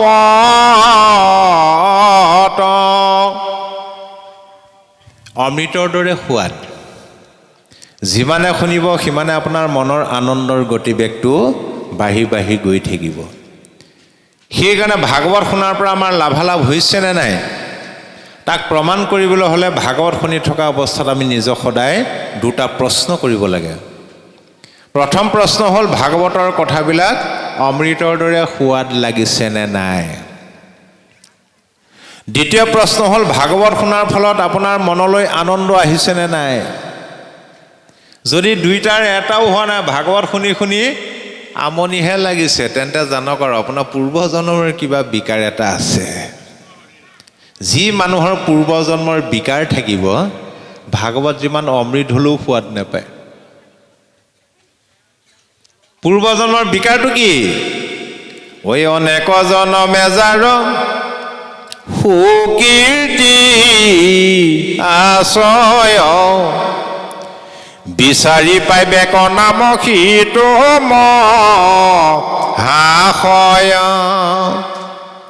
যাৰ পূৰ্বজন্মৰ সুকীৰ্তি সৎকৰ্মৰ ফল মহা পুণ্য জমা হৈ আছে, তেওঁলোকেহে ভাগৱত শুনিবলৈ আগ্ৰহ কৰিব। আজি যিসকলৰ প্ৰচেষ্টাত এই মহান অনুষ্ঠানটো অনুষ্ঠিত হৈছে, সেইসকলৰ পূৰ্বজন্মৰ মহা পুণ্য থকাৰ কাৰণেহে পাৰিছে। মনত ৰাখিব, যিসকলে 10 টকাৰ পৰা 1000 টকালৈকৈ এই অনুষ্ঠানৰ কাৰণে দান বৰঙণি হিচাপে আগবঢ়াইছে, সেইসকলৰ পূৰ্বজন্মৰ মহা পুণ্য থকাৰ কাৰণেহে পাৰিছে। যিসকলে শ্ৰোতা হিচাপে সহযোগ কৰিছে, যিসকলে কায়িকভাৱে, মানসিকভাৱে, বৌদ্ধিকভাৱে, আৰ্থিকভাৱে সহায় সহযোগ আগবাঢ়িছে, পূৰ্বজন্মৰ মহা পুণ্যৰ বলতহে পাৰিছে। মনত ৰাখিব, যাৰো আছে পুণ্য অসংখ্যাত, শিষে পাতে কাণ কৃষ্ণৰ কথাত। ইয়াৰ বিপৰীতে ঐ অনেক জনমে মহা পাপ জাত নলৈবে কৃষ্ণৰ নাম নিন্দিবে সাক্ষাৎ। যাৰ অনেক জন্মৰ অসৎ কৰ্মৰ ফল পাপ জমা হৈ আছে, তেওঁলোকেতো নিজে কৃষ্ণ কথা নুশুনেই আনে শুনিবলৈ গ'লেও বাধাহে দিব। তোৰ এইটো বয়সত ধুতি পিন্ধি চাদৰ মেখেলা পিন্ধি ঈশ্বৰৰ নাম ল'ব হোৱা নাই বুলি ক'ব। বিহু ফাংচনত কথাই নাই, ৰাতিপুৱালৈকে আকৌ বিহু নাম শুনি থাকিব পাৰিব। ভাগৱতত 2 ঘণ্টা সময় ধৈৰ্য সহকাৰে বহি থাকিব নোৱাৰে। সেইকাৰণে ভাগৱতে কৈছে সাৱধান, তুমি ভাগৱত শুনিবলৈ আহিছে। এতিয়া কলিযুগত কলিয়ে কি কৰিছে? অসৎ কৰ্মৰ দুৱাৰবিলাক মুকলি কৰি থৈ দিছে। সেইকাৰণে আজি বৰ্তমান সময়ত মানুহে বেয়া কাম কৰিবলৈ, অসৎ কৰ্ম কৰিবলৈ ভয়ো নকৰে, লাজো নকৰে। চকুৰ আগত দেখি আছে বেয়া কাম কৰি কি অৱস্থা হৈছে, কাৰোবাৰ ফাঁচি হ'বলগীয়া আছে, যাৱজ্জীৱন কাৰাদণ্ড হৈছে। ভয় কৰেনে বাৰু? আজি ডেকা গাভৰুবিলাকে গাখীৰ খাবলৈ ভয় কৰে। আজিৰ সময়ত গাখীৰ নাখায়, কেলৈ? বোলে গেছৰ প্ৰব্লেম। ইটো খাবলৈ ভয় কৰেনে বাৰু? কুটুককৈ গিলি ধৰিব। কেলৈ ভয় নকৰে? সেইটো খালে বোলে আধা বয়সত মৰে, বেমাৰ হয়। স্পীডত বাইক চলাবলৈ ভয় নকৰে। কেলৈ? বোলে হাত ভৰি ভাঙে। লাহে লাহে বাইক চলাবলৈ ভয়ো কৰে, লাজো কৰে। কলিৰ প্ৰভাৱ। সেইকাৰণে কৈছে মনটো স্থিৰ কৰা। হে ৰাম হে নজানি মন স্থিৰ কৰা নাৰী নৰ, নিন্দিলেও নেৰিবা ভক্তি মাধৱৰ। 10জনে নিন্দা কৰিলেও ঈশ্বৰৰ ভক্তি কেতিয়াও নেৰিবা। কিয়নো তুমি যিদিনা চৰম সংকটত পৰিবা, সেইদিনা তোমাক ঈশ্বৰ ভক্তিহে ৰক্ষা কৰিব। বাকী পুত্ৰ ভাইজা, ধন জন, ককাই ভাই, বংশ পৰিয়াল, ইষ্ট মিত্ৰ, কুটুম্ব, এইবিলাকে তোমাক উদ্ধাৰ কৰিব পাৰিবনে? বোলে নোৱাৰে। সেইকাৰণে আমি এই কলিৰ বাধাবিলাক অতিক্ৰম কৰিব পাৰিব লাগিব। কলিয়ে আপোনাক বিভিন্ন ৰূপত বাধা দিব পাৰে। পিতৃ মাতৃৰ ৰূপত, সতি সন্তানৰ ৰূপত, ককাই ভাই, বংশ পৰিয়াল, ইষ্ট মিত্ৰ, কুটুম্বৰ ৰূপত বাধা দিব পাৰে। সেইকাৰণে কোনে কোনে কি বাধাৰ সন্মুখীন হৈছিলে ভক্তিৰ ক্ষেত্ৰত, কেনেদৰে অতিক্ৰম কৰিছিলে, তাৰো নিদৰ্শন আমাক শাস্ত্ৰই দেখাই থৈ গৈছে। চোৱা, গুৰু ত্যাগ কৰিলে বিৰোচনে নন্দন, ভাতৃ ত্যাগ কৰিলে ভকত বিভীষণ। বিৰোচনৰ পুত্ৰ বলিয়ে ঈশ্বৰ প্ৰাপ্তিৰ কাৰণে নিজৰ কুলগুৰু শুক্ৰাচাৰ্যকে ত্যাগ কৰিলে। বিভীষণে ঈশ্বৰ প্ৰাপ্তিৰ কাৰণে ককাই ভাই ত্যাগ কৰিলে। প্ৰহ্লাদে কৰিলে ত্যাগ আপোনাৰ পিতা, ভগৱান ভৰতে তেজিলনি জমাতা। প্ৰহ্লাদে নিজৰ পিতৃক ত্যাগ কৰিলে, ভৰতে নিজৰ মাতৃক ত্যাগ কৰিলে। গোপীগণে স্বামী ত্যাগ ভাগৱতে শুনি, সৰ্বদেৱ ত্যাগ কৰিলে ভৃগু আদি মুনি। ভৃগু আদি মুনিয়ে দেৱ দেৱতাৰ সংগ ত্যাগ কৰিলে। গোকুলৰ গোপীসকলে ঈশ্বৰ প্ৰাপ্তিৰ কাৰণে নিজৰ নিজৰ স্বামীকেই ত্যাগ কৰিছিলে। ত্যাগ মানে আকৌ ভুল নুবুজিব আইসকলে, কাজিয়া লাগি মাকৰ ঘৰলৈ গুচি যোৱাৰ কথা কোৱা নাই। আপুনি ভাগৱতলৈ আহিবলৈ লৈছে, তেনেকুৱা যদি আপোনাৰ স্বামীয়ে বাধা দিয়ে, নোৱাৰো যাব, মোৰ সখী আহিছে, মাংস আনিছোঁ, বনাব লাগে, খাব লাগে, নহ'ব। প্ৰমাণ দি থৈ গ'ল দ্ৰৌপদীয়ে। দ্ৰৌপদীক যেতিয়া কুৰু ৰাজসভাত বস্ত্ৰহৰণ কৰিছিলে, তেওঁৰ স্বামী কেইজন আছিলে দ্ৰৌপদীৰ? 5জনেই মহাবীৰ। 5জনৰ ভিতৰত কোনজন স্বামীয়ে ৰক্ষা কৰিলে বাৰু? আপোনালোক আজি যিজন স্বামীৰ কাৰণে আহিছে, জগতৰ স্বামী, তেওঁহে ৰক্ষা কৰিলে। দ্ৰৌপদীয়ে এই কথাটোকে এদিন কৃষ্ণক ক'লে, হে কৃষ্ণ, তোমাৰ ওপৰত মোৰ বহুত দিনৰ পৰা ক্ষোভ এটা উঠি আছে। বোলে কিহৰ ক্ষোভ? সেইদিনা কুৰু ৰাজসভাত যেতিয়া দুষাসনে মোৰ বস্ত্ৰহৰণ কৰিছিলে, তোমাক ইমান মাতি আছোঁ, তুমি ইমান পলমকৈ কিয় আহিলে? কৃষ্ণই হাঁহি মাৰি ক'লে, তোমাৰ গাতহে দুখ। বোলে কেনেকৈ? প্ৰথম যেতিয়া দুষাসনে তোমাৰ চুলিত ধৰি কুৰু ৰাজসভালৈ লৈ আহে, মোৰ কথা ভবাই নাই, তুমি 5জন স্বামীৰ কথাহে ভাবি আছিলে।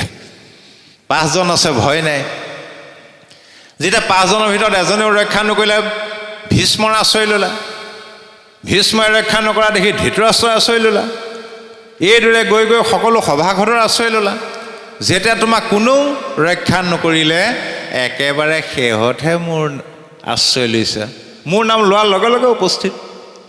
সেইকাৰণে আমি যিকোনো মুহূৰ্তত বিপদত পৰিলে লগে লগে কৃষ্ণ নাম ল'ব লাগে, ঈশ্বৰক আশ্ৰয় কৰিব লাগে।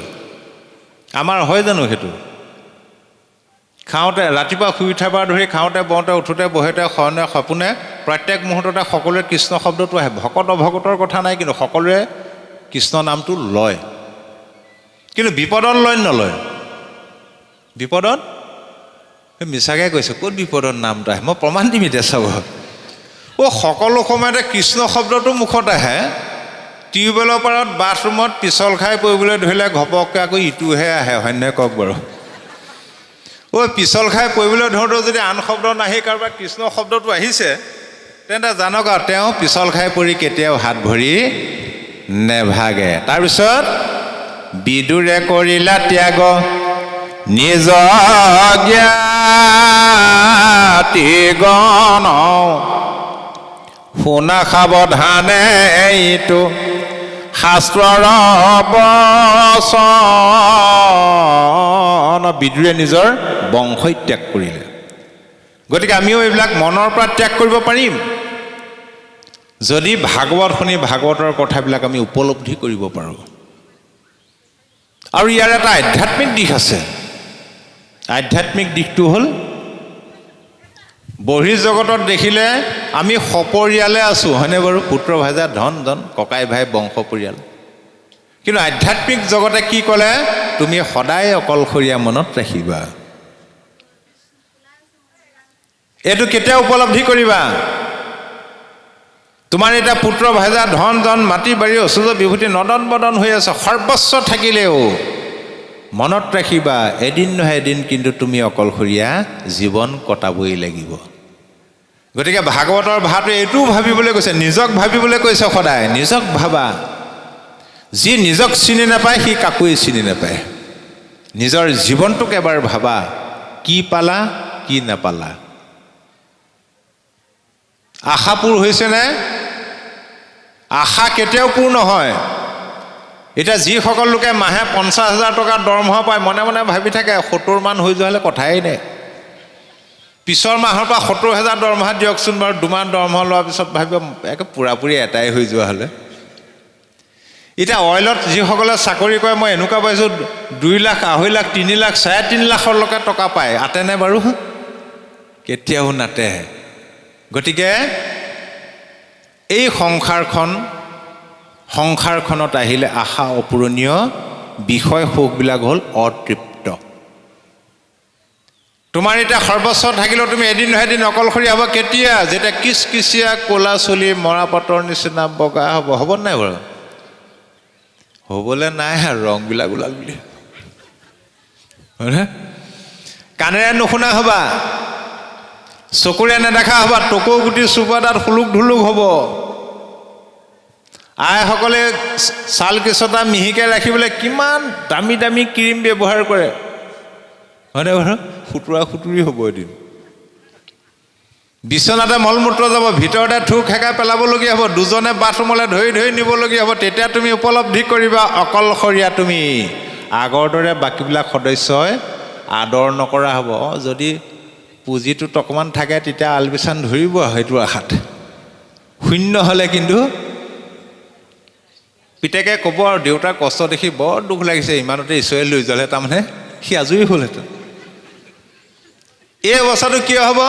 দকে ভাবা। যিদিনাখন তুমি সংসাৰলৈ আহিছিলা অকলে অকলে আহিছিলা, মাজত ধৰি মাটি বাৰী পুত্ৰ ভাইজা ধন জন অজস্ৰ পালা।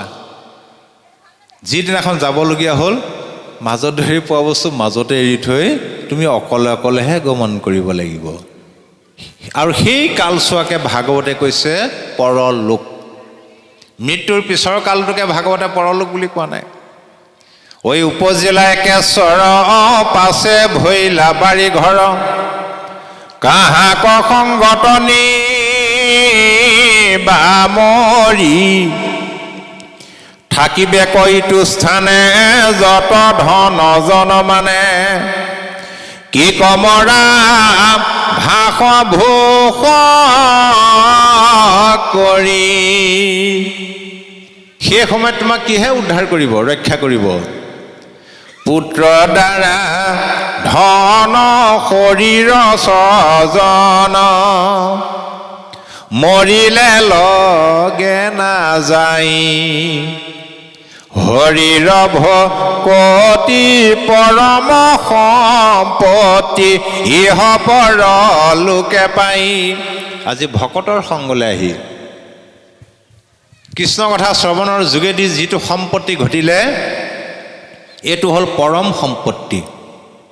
আজি যে আপুনি অকণমান ঈশ্বৰতে কিছু অৰ্থ ব্যয় কৰিছে, আমাৰ নিজৰ কাৰণে সময় নাই, ঈশ্বৰতে যে আমি সময় খৰচ কৰিছোঁ, ইয়াৰ উচিত মূল্য এদিন নহয় এদিন ঈশ্বৰে আপোনাক দিবই, সেইটো সময়ত দিব।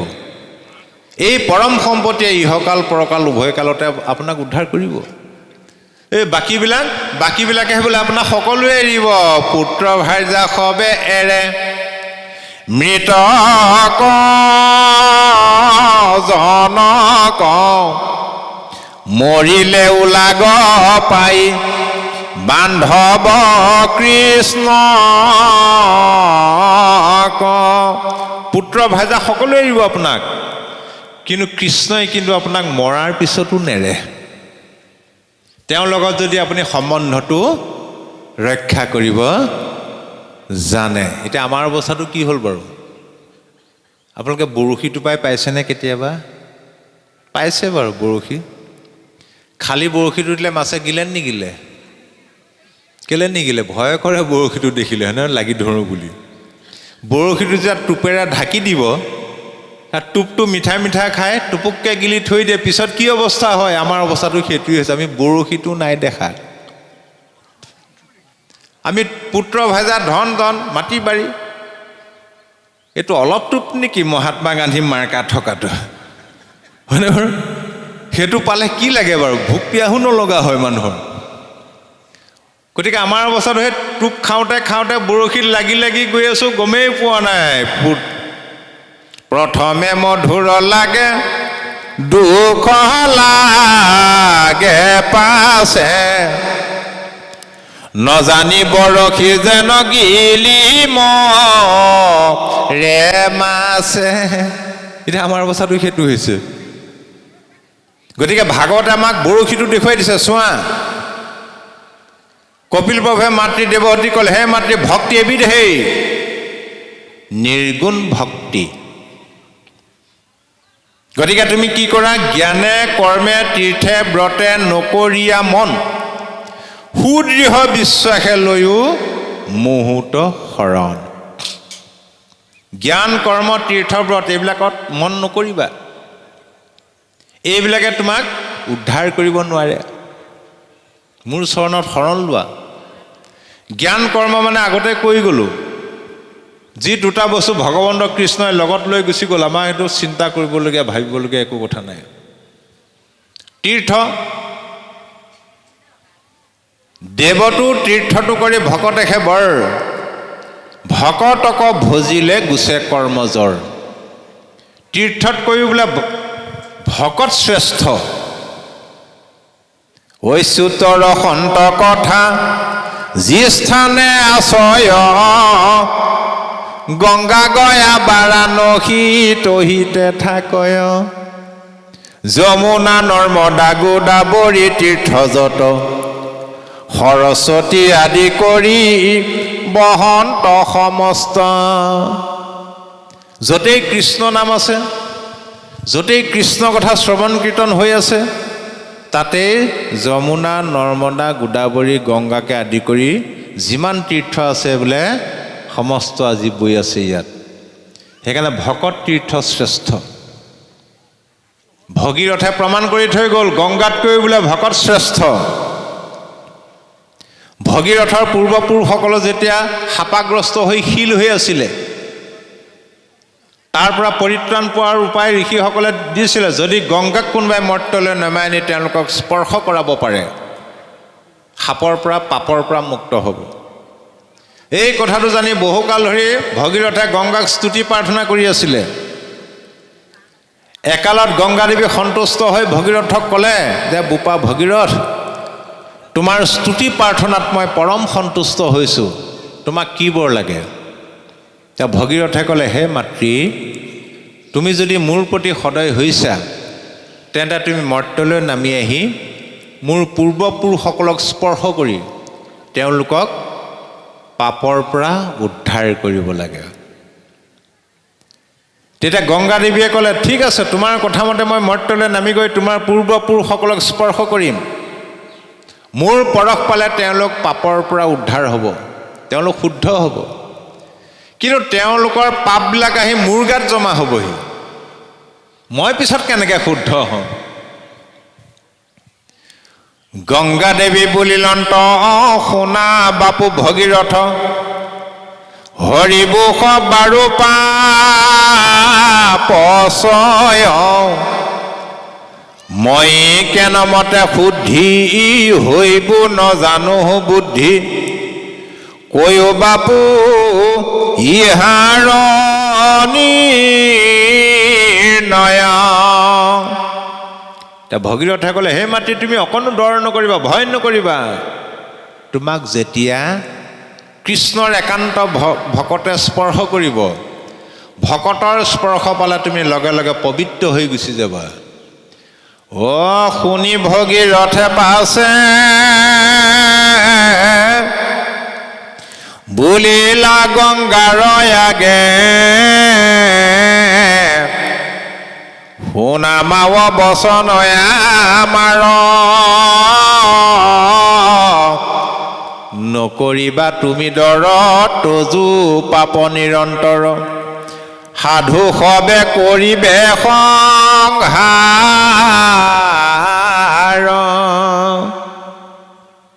গতিকে গংগাদি কৰিজত তীৰ্থ নিৰন্তৰ, কেৱলে হৰন্ত মাত্ৰ পাপ শৰীৰৰ। গংগাকে আদি কৰি যিমানবিলাক তীৰ্থ আছে সেইবিলাকে শৰীৰৰ পাপটোহে হৰণ কৰে, তাৰমানে শৰীৰৰ মলিটোহে দূৰ হয়। গংগাত যদি গা ধুৱে শৰীৰৰ মলিটোহে যাব। কিন্তু সাধু সংগে বাহিৰে ভিতৰে শুদ্ধি কৰে, হেন সাধু সংগ এৰি বেক কোনো নৰে। সাধুৰ সংগলৈ আহিলে অন্তৰখনো শুদ্ধ হয়, বাহিৰটোও শুদ্ধ হয়। আজি ভকতৰ সংগলৈ আহিম বুলি ৰাতিপুৱা সোনকালে উঠা নাই জানো? আগতে 8টালৈকে নাক বুজাই শুই আছে, আজি কিন্তু 5টাতে উঠিলে। আইসকলে বাঢ়ি বন কৰি মেলি গা পা ধুই আজি একেবাৰে প্ৰত্যেকে মূৰত চেম্পু কৰিহে আহিছে, হয়নে বাৰু? বাহিৰটো শুদ্ধ হ'লো নাই বাৰু? লগে লগে যে মনটোৱে ভাবি দিলে ভকতৰ সংগলৈ যাম, তেতিয়া আজি জুতি লগাই কিবা খাবলগীয়া হৈছে জানো ঘৰত? আগতে নাযায়েই কণ। আজি আনন্দ লগাৰ লগে লগে অন্তৰখন শুদ্ধ হৈ গুচি গ'ল। ভকতৰ সংগলৈ বুলি ঘৰৰ পৰা আপুনি যিমান খোজ সাধুৰ সংগলৈ আগবঢ়াব, ভকতৰ সংগলৈ আগবঢ়াব, বিষ্ণু পুৰাণত কৈছে প্ৰত্যেকটো খোজতে একোটা একোটা অশ্বমেধ যজ্ঞৰ ফল পায়। যিসকলে ধন খৰচ কৰি গাড়ী লৈ আহিছে সেইসকলৰ ফলটো অলপ বেছি হ'ব বাৰু দেই, তেওঁলোকে বেছি ফল পাব। গতিকে সাধুৰ সংগৰ ইমান মহিমা। তাৰপিছত কৈছে এইবিলাক এৰি ব্ৰত মানে সেইবিলাক একাদশী ব্ৰত, কিবা ব্ৰত, সোমবৰীয়া ব্ৰত প্ৰয়োজন নাই। ঈশ্বৰৰ কাৰণে ব্ৰতৰ কোনো প্ৰয়োজন নাই। ব্ৰত মাত্ৰ এটাই, মোৰ জীৱনৰ ব্ৰত, যিমান বিপদত পৰিলেও মই কৃষ্ণৰ দুখানি চৰণ নেৰো, এইটোহে আচল ব্ৰত। সুদৃঢ় বিশ্বাসে শৰণ লোৱা, আৰু এইটোৱে হ'ল শাস্ত্ৰৰ পৰমাৰ্থ তত্ত্ব। এই শৰণটো ক'ৰ পৰা আহিলে? গীতা শাস্ত্ৰৰ পৰমাৰ্থ তত্ত্ব হ'ল শৰণ। আৰু এই শৰণ কিয় ল'ব লাগে? আপুনি চাব, আপোনাৰ দুটা ল'ৰা আছে, এটা ল'ৰাক স্কুলত নাম ভৰ্তি কৰিলে, এডমিশ্যন দি দিলে পঢ়িবৰ কাৰণে, এটাক আকৌ তই ঘৰতে কাম বন কৰিবি। আগৰ দিনত তেনেকুৱাই আছিলে, ঘৰত কাম কৰিবলৈ এটা ৰাখে নহয়, স্কুললৈ নপঠিয়াই। যিটোক আপুনি স্কুলত নাম ভৰ্তি কৰি দিলে সেইটো বছৰে বছৰে ফেইল কৰে, পঢ়িবই নোৱাৰে। যিটোক আকৌ ঘৰত আপুনি ৰাখি দিলে কাম কৰিবলৈ, সি সেই ককায়েকৰ কিতাপবিলাক পঢ়া শুনি শুনি শুনি শুনি গোটেই কিতাপ মুখস্থ হৈ গ'ল। ককায়েকে পৰীক্ষা দি যিখন প্ৰশ্ন কাকত আনে, ঘৰত থকাটোহে টপ টপকৈ উত্তৰ কৰি দিব পাৰে। কিন্তু যিটোক আপুনি স্কুলত এডমিশ্যন নিদিলে যিমান পঢ়াত চোকা হ'লেও সি কিন্তু ফেইল কৰা চাৰ্টিফিকেটখনো নাপায়, পাবনে বাৰু? কিন্তু এডমিশ্যন দিয়াতে ফেইল কৰা চাৰ্টিফিকেটখন হ'লেও পাব। এই শৰণটো হ'ল আধ্যাত্মিক জ্ঞান লাভৰ কাৰণে আধ্যাত্মিক জগতত আধ্যাত্মিক স্কুলত লোৱা এডমিশ্যন। যেনেদৰে এতিয়া খেতি কৰিব নহয়, খেতিৰ দিন আহি আছে, কঠীয়াটো নহ'লে খেতি কৰিব পাৰিব জানো? যিকোনো খেতি কৰিবলৈ হ'লে তাৰ বীজটো লাগিবই। এই ভক্তি হ'ল এটা খেতি। ভক্তিৰূপী খেতি কৰিবলৈ হ'লেও তাত এটা বীজ আছে, সেই বীজটো লাগিব। কিন্তু ভক্তিৰ বীজটো কি? ভকতিৰ বীজ শৰণেহে নিজ, প্ৰেমানন্দতাৰ ফল, শৰণ বিনাই ভকতি কৰই, এৱা ঘেতে যেন জল। ভক্তিৰ বীজটো হ'ল শৰণ। আৰু এইটোৱে হ'ল গীতা ভাগৱতৰ মূল মন্ত্ৰ। গীতাৰ সৃষ্টি কেনেদৰে হ'ল? তাৰমানে কৃষ্ণত শৰণ লৈ তেওঁক ভক্তি কৰাৰ মূল লক্ষ্য উদ্দেশ্য হ'ল আমাৰ শত্ৰুবিলাকক দমন কৰিব লাগে। এতিয়া আমাৰ শত্ৰু কোনবিলাক? অৰ্জুনৰ কথা মতে ভগৱন্ত কৃষ্ণদেৱে যেতিয়া কুৰু পাণ্ডৱৰ উভয় পক্ষৰ মাজত ৰথ ৰখাই দিলে, গুৰু দ্ৰোণাচাৰ্য, পিতামহ ভীষ্মকে আদি কৰি আত্মীয় স্বজন, ককাই ভাই, বংশ পৰিয়াল, ইষ্ট মিত্ৰ, কুটুম্ব দেখি অৰ্জুনৰ হাত ভৰি কঁপনি উঠিল। হাতৰ পৰা গাণ্ডীৱ সৰি পৰিলে। কৃষ্ণই ক'লে, হেৰা কি হৈছে? বোলে মই কেনেদৰে এওঁলোকক হত্যা কৰিম? লাগিলে ভিক্ষা মাগি খাম মই, তথাপি এইটো কাম কৰিব নোৱাৰোঁ। কৃষ্ণই ক'লে, হেৰা সখী, তুমি সন্মুখত যিমানবিলাক দেখিছা সকলোবিলাক তোমাৰ প্ৰকৃততে শত্ৰুহে। এইবিলাকক তুমি নিপাত কৰিবই লাগিব। কিন্তু মনত ৰাখিবা, এইবিলাক হ'ল বহিৰ্জাগতিক শত্ৰু। আচল শত্ৰুকেইটা কিন্তু তোমাৰ লগতেই আছে। অৰ্জুনটো চক খাই গ'ল। ৰাম অজিত ইন্দ্ৰিয়জাৰ বিষয়ত বুদ্ধি, আচুক সকামী নিষ্কামীৰো নাহি সিদ্ধি।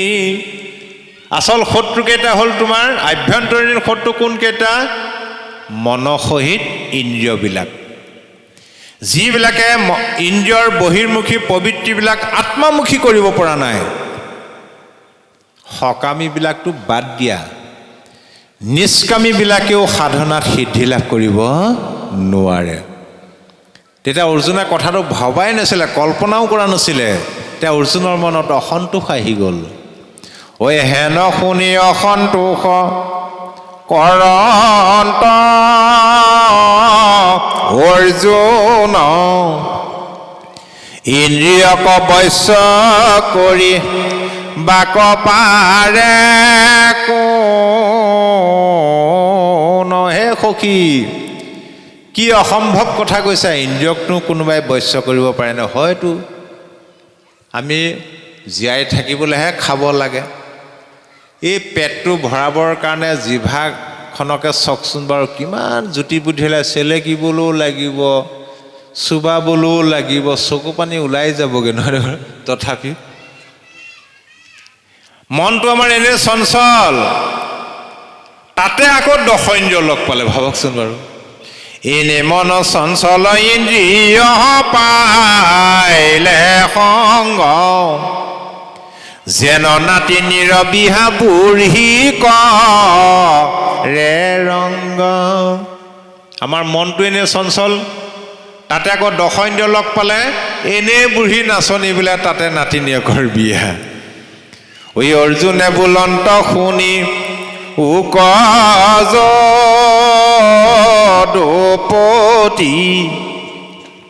মনক জিনিবে পাৰে কাৰ শকতি। হে সখী, কাৰ শক্তি আছে মনক জয় কৰিব পাৰে? হে ৰামকৃষ্ণে বোলে সখী তুমি নকৰিবা ভয়, অভ্যাসতে ইন্দ্ৰিয় বৈশ্য আপুনি হেৰা সখী ভয় নকৰিবা, অভ্যাস কৰা। অভ্যাস কৰোঁতে কৰোঁতে কৰোঁতে মনসহিত ইন্দ্ৰিয়বিলাক নিজে নিজে বৈশ্য হৈ গুচি যাব। এতিয়া আমি অভ্যাস কেনেদৰে কৰিম?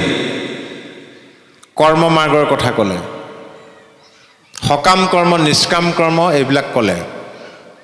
জ্ঞান মাৰ্গৰ কথা ক'লে, তুমি নিৰ্জন স্থানলৈ গুচি যোৱা, গছৰ তলত বহি নাসিকাৰ অগ্ৰত দৃষ্টিত হৈ এই নিৰ্গুণ নিৰাকাৰ ব্ৰহ্মক চিন্তা কৰা। কিন্তু মনত ৰাখিবা হে সখী, জ্ঞান মাৰ্গ কৰ্ম মাৰ্গ একেবাৰে দুষ্কৰ, অসম্ভৱ। তাৰপিছত ভক্তি মাৰ্গৰ কথা ক'লে দ্বাদশ অধ্যায়ৰ পৰা। শেহত কি ক'লে? হে সখী, তোমাক মই কৰ্ম মাৰ্গৰ বিষয়ে ক'লোঁ, জ্ঞান মাৰ্গৰ বিষয়ে ক'লোঁ, ভক্তি মাৰ্গৰ বিষয়ে ক'লোঁ, আৰু এই তিনিটা মাৰ্গৰ ভিতৰত একেবাৰে সহজ সৰল মাৰ্গটোৱেই হ'ল ভক্তি মাৰ্গ। সেইটোৱে মোৰ সন্মত। গতিকে তুমি কিবা এটা কৰা, এতিয়া যিটোকে পচন্দ সেইটোকে কৰা। অৰ্জুনৰ মন খেলি মেলি, কি কৰোঁ কি নকৰোঁ, কি কৰোঁ কি নকৰোঁ। অন্তৰ্যামী ভগৱন্ত কৃষ্ণদেৱ অৰ্জুনৰ মনৰ ভাৱ বুজি পাই ক'লে, হে সখী, তোমাক মই ইমান তন্নকৈ বিতংকৈ কোৱাৰ পিছতো তুমি সিদ্ধান্তলৈ আহিব পৰা নাই। তেতিয়াহ'লে তুমি এটা কামকে কৰি পেলোৱা। বোলে কি কৰোঁ? একোৱে কৰিব নালাগে,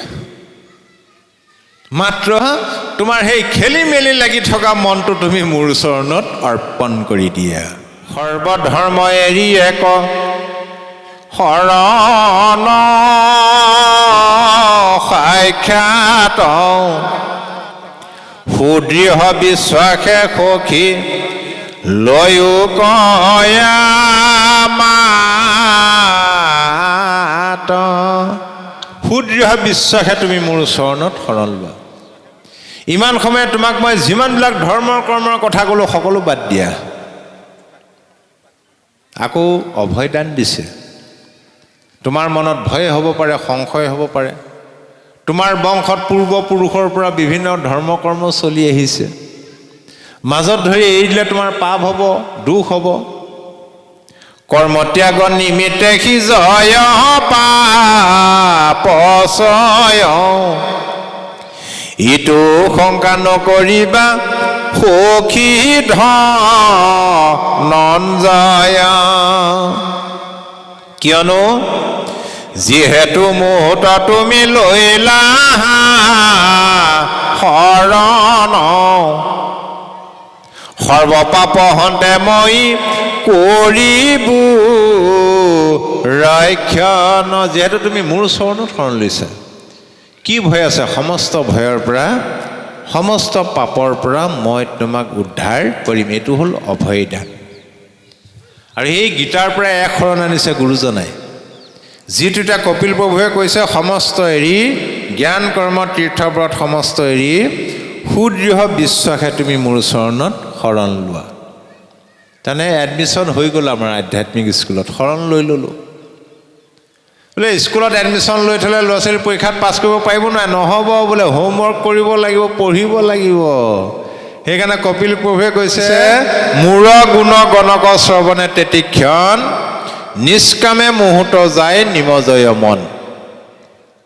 সুদৃঢ় বিশ্বাসে মোৰ চৰণত শৰণ লৈ ভকতৰ সংগত যেতিয়া কৃষ্ণ কথা শ্ৰৱণ কৰিম, যেতিয়া মোৰ কথা শুনিব, শুনোতে শুনোতে শুনোতে শুনোতে সকামৰ পৰা মনটো নিষ্কামী হৈ গুচি যাব। আমাৰ মানুহৰ মনটো সকামী, কিবা এটা লাগে আৰু, কাৰণ অভাৱবিলাক সীমাহীন নহয় জানো? কিমান বিচাৰিব ঈশ্বৰক? সদায় যদি ল'ৰা ছোৱালীয়ে মাক বাপেকক পইচা বিচাৰিয়ে থাকে, খং উঠিব নাই বাৰু? এতিয়া আমাৰ জগতৰ ঈশ্বৰ হ'লে আমাৰ পিতৃ, তেওঁক যদি সদায় বিচাৰি, প্ৰভু আমুকটো দিয়া, তামুকটো দিয়া, তামুকটো দিয়া, তামুকটো দিয়া, কেনেকুৱা হ'ব কথাটো বাৰু? নুখুজিলেও দিব। গতিকে মনটো নিষ্কামী হ'ব লাগিব। তাৰপিছত এইটোৱে হ'ল নিৰ্গুণ ভক্তি। মহাপুৰুষ শ্ৰী শ্ৰী মাধৱদেৱে নামঘোষাত স্পষ্টভাৱে কৈ দিলে, নিৰ্গুণ ভক্তি কাক বোলে? তজুগুণ নাম হৰি কেৱলে নিৰ্গুণ মাত্ৰ আৱৰ সমস্তে গুণময় এতেক জানিয়া হৰি তোমাৰ নামক মাত্ৰ কৰিলো হুষাৰ কৃপাময়। হে প্ৰভু, তোমাৰ গুণনামে হ'ল নিৰ্গুণ। তোমাৰ গুণনামৰ বাহিৰে যিমানবিলাক ধৰ্ম কৰ্ম আছে সকলো গুণময়। এই কথাটো জানি তোমাৰ নামকে মই আশ্ৰয় হিচাপে ললো। আজি যে আমি অকণমান সময় ঈশ্বৰৰ নাম লৈছোঁ, ঈশ্বৰক একো বিচাৰিব নালাগে, আমি ফলবিলাক এনেই পাই যাম। নামঘোষাত স্পষ্টভাৱে কৈ দিলে, যিটো জানে কৃষ্ণ কথা বিচাৰে সময় মনে ধৈৰ্য ধৰি ক্ষণে কথা কয় যত তীৰ্থ স্নান দান দেৱ পিতৃ যজ্ঞ যাগ যোগাদিৰো ফলক পাবয়। যি লোকে কৃষ্ণ কথা শুনিবলৈ মাজে মাজে বিচাৰে, অকণমান সুবিধাটো পালে ধৈৰ্য ধৰি শুনি থাকে। আজি আপোনালোকে ধৈৰ্য ধৰি শুনি থকা নাই জানো? কেইটা বজাত আহিলে? ব্যাখ্যাকাৰ আহি পোৱাহি নাই, বহুতৰ খঙো উঠিছে, ইমান দিনতে ক'লো কেলে ইমান দেৰি কৰিছে। এতিয়া আমিহে জানিছোঁ কেলে দেৰি হৈছে, বুজি পাইছেনে? আজি দুদিনমান মানে বিচনা দেখিবলৈ পোৱা নাই। আজিয়ে আহি পেলাই কোঁৱৰ বাপৰ বিচনাখনতে অকণমান বাগৰ মাৰিলোঁ, তাকো ফোনৰ উপৰি ফোন টোপনি পূৰ নহ'লেই। দিনত হ'লে কঠত বহোঁ, ৰাতি হ'লে নাইট ছুপাৰৰ চিটত, ভাগৰ দূৰ নহয় বাৰু। যি কি নহওক, কাৰোবাৰ কঁকাল বিষাই গৈছেগৈ, কাৰোবাৰ আঁঠু কুটকুটাই গৈছেগৈ, কাৰোবাৰ টোপনিও ধৰে। ঈশ্বৰৰ কথা শুনিলে আকৌ টোপনিও ধৰে বহুতৰ। হ'লেও ধৈৰ্য ধৰি শুনি আছেনে আপোনালোকে? আজি আপোনালোকে কিহৰ ফল পাইছে শুনিব। যত তীৰ্থ স্নান, বহু অৰ্থ ব্যয় কৰি 12 বছৰ একেৰাহে তীৰ্থত স্নান কৰিলে যিটো ফল পায়, আজি আপোনালোকে ভকতৰ সংগত কৃষ্ণ কথা শুনি পাই গ'ল। বেলেগে তীৰ্থলৈ যোৱাৰ কোনো প্ৰয়োজন নাই। দানৰ ফল পালোঁ। দানৰ ভিতৰত আটাইতকৈ ডাঙৰ দান হ'ল তোলা দান। যিজনক দান কৰিব তেওঁৰ গাৰ সমান ওজনৰ সোণ দান দিয়া। তোলা দানটো তোলা চনীৰ পৰা আহিছে। তেওঁৰ গাৰ ওজন যদি 60 কেজি হয়, তেন্তে 60 কেজি সোণ দান দিবলগীয়া হৈছিলে। আগৰ ৰজা মহাৰজাবিলাকে দিছিলে। আজি আমি এৰতিও নিদিয়াকৈ 60 কেজি সোণ দান দিয়াৰ ফলটো এনেই পাই গ'লোঁ। ভাবক কিমান ভাগ্যৱান। সমস্ত দেৱ দেৱতাক পূজা সেৱা কৰিলে যিটো ফল পায়, আজি আমি কৃষ্ণ কথা শুনি পাই গ'লোঁ। বেলেগে দেৱ দেৱতাক পূজা কৰাৰ কোনো প্ৰয়োজন নাই। আৰু সেইকাৰণে গুৰুজনাই ক'লে, কৃষ্ণক পুজিলে পূজা সমস্তৰে হয়, পৃথকে পুজিলে পূজা কেহু নপাৱয়। তাৰ ফলটো পাই গ'লোঁ। একাদশ স্কন্ধ ভাগৱতত কৃষ্ণদেৱ উদ্ধৱক কৈছে, হেৰা উদ্ধৱ, যিটো জনে যায় মাধৱৰ নাম ধৰি পাছে পাছে ফুৰে দেৱ দেৱী তুতি কৰি মূৰ্তি মন্ত্ৰ হুয়া 500 প্ৰকাৰ মুকুতি মুকলৈও বাপ বুলি কৰয় কাকুতি। যিজনে বোলে আগে আগে ঈশ্বৰৰ নাম লৈ যায়, পাছে পাছে বোলে দেৱ দেৱতাবিলাক ঘূৰি ফুৰে শুদ্ধ হওঁ বুলি। তাৰো পাছে পাছে 5 প্ৰকাৰ মুক্তিয়ে 5টা মূৰ্তি ধৰি ইটোৱে বোলে মোক লওক, সিটোৱে বোলে মোক লওক, সিটোৱে বোলে মোক লওক। যিটো বস্তু আপোনাৰ পাছে পাছে আহি থাকে, পাছলৈ ঘূৰি চোৱাৰ কি প্ৰয়োজন আছে? বছৰে বছৰে পিতৃ মৃত্যু হোৱা তাৰিখত আমাৰ সমাজত বিভিন্ন প্ৰথা চলি আছে। কিছুমানে পিতৃ মৃত্যু হোৱা তাৰিখত নাম এষাৰ পাতে, কিছুমানে সামৰ্থ্য অনুসৰি ভকত কেইজনমান আনি ভাগৱত 1 অধ্যায় পাঠ পঢ়ুৱায়, কিছুমানে আকৌ পিণ্ড আদি দিয়ে, কিছুমানে শ্ৰাদ্ধ পাতে, ভাগে ভাগে পাতো নাপাতো আমি। সেই নিৰ্দিষ্ট পিতৃৰ মৃত্যু হোৱাৰ তাৰিখত সেইবিলাক অনুষ্ঠান পাতি যিটো ফল পায়, আজি আমি কৃষ্ণ কথা শুনি তাতকৈ বেছিহে ফলটো পাই গ'লো। আকৌ নিৰ্দিষ্ট তাৰিখতো পতাৰ কোনো প্ৰয়োজন নাই। কিয় নাই? গীতাত কৰিলে, হেৰা সখী, জীৱৰ মৃত্যু নাই, মনত ৰাখিবা। যি লোকে কয় মানুহটো মৰিল বা জীৱটো মৰিল বুলি, সেইটো একেবাৰে মিছা কথা, নুশুনিবা তুমি। অ জীৱৰ মৰণ কহে যিটো জন, সেই মিছা মহাভাগ,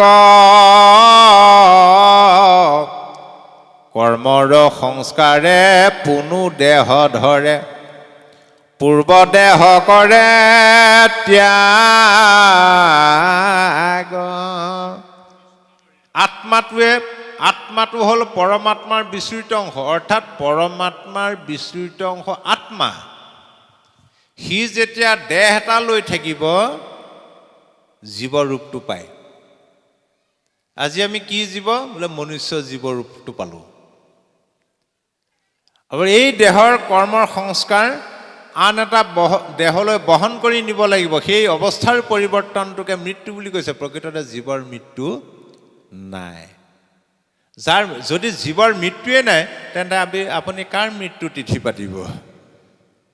সেইকাৰণে আমি পাৰিলে জন্মদিনটোহে পাতিব লাগে, বুজি পাইছেনে? বাৰ্থডে আজিকালি সেইটো চলিছে। কেক চেক কাটি পতাতকৈ ভকত কেইজনমান আনি অকণমান ভাগত একেঠাই পঢ়িলে বেছি ভাল লাগে, নহয়নে বাৰু? আজিকালি আকৌ পশ্চিমীয়া কালচাৰ আহি গ'ল, কেক কটা। এইবিলাকত পাছে পাছে দৌৰোতে আমি অসমীয়া নিজৰ কালচাৰ, সংস্কৃতিটো আমি পাহৰি গৈছোগৈ। আমাৰ গাঁৱলীয়া জেগাতহে এইবিলাক ৰক্ষা হৈ আছে। মহানগৰীত ভাগত পঢ়োৱা, কীৰ্তন একেঠাই বাৰ্থডেত পঢ়োৱা বুলি ক'লে সিহঁতে আচৰিত হৈ যায়, যেন ডাঙৰ কাম এটাহে কৰিবলৈ লৈছে। তাৰ যোগাদিৰো মহাফলক পায়। বায়ু পানী খাই যোগ সাধনা কৰি যিটো ফল পাইছিলে, আজি আমি কৃষ্ণ কথা শুনি পাই গ'লো। আগতে কি আছিলে? এটা ডাঙৰ টপ এটা আছিলে, ব্ৰত, জেঠ আহাৰ শাওণমহীয়া পাতে, পঞ্চতপা ব্ৰত নামটো। তাৰমানে 5টা তাপৰ মাজত থাকি পাতে। এটা হ'ল ওপৰত প্ৰখৰ সূৰ্যৰ তাপ, তাৰপিছত চাৰিওফালে চাৰিকুৰাৰ প্ৰকাণ্ড জুই ধৰি লয়। আপুনি ভাবক, পাৰিমনে আমি সোমাই থাকিব তাত? অসম্ভৱ। পৃথু ঋষভাদী অংশ অৱতাৰী পুৰুষসকলেহে পঞ্চতপা ব্ৰত পালন কৰিব পাৰিছিলে। মহা ঋষিমুনিবিলাকে সাহস কৰিব পৰা নাছিল। এতিয়াও কলিযুগত আমাৰ এই অসমতো তেনেকুৱা অঞ্চল আছে পঞ্চতপা ব্ৰত পালন কৰা। মই বহুত দিনৰ আগতে প্ৰথম যেতিয়া আমি শাস্ত্ৰ পঢ়িবলৈ লওঁ, তেতিয়া এখন গাঁৱত গৈছিলোঁ। শাস্ত্ৰ সামৰি খোৱা লোৱা কৰি থাকোঁতে সেই গাঁৱৰীয়া লোক এজনে ক'লে যে, বাপজন,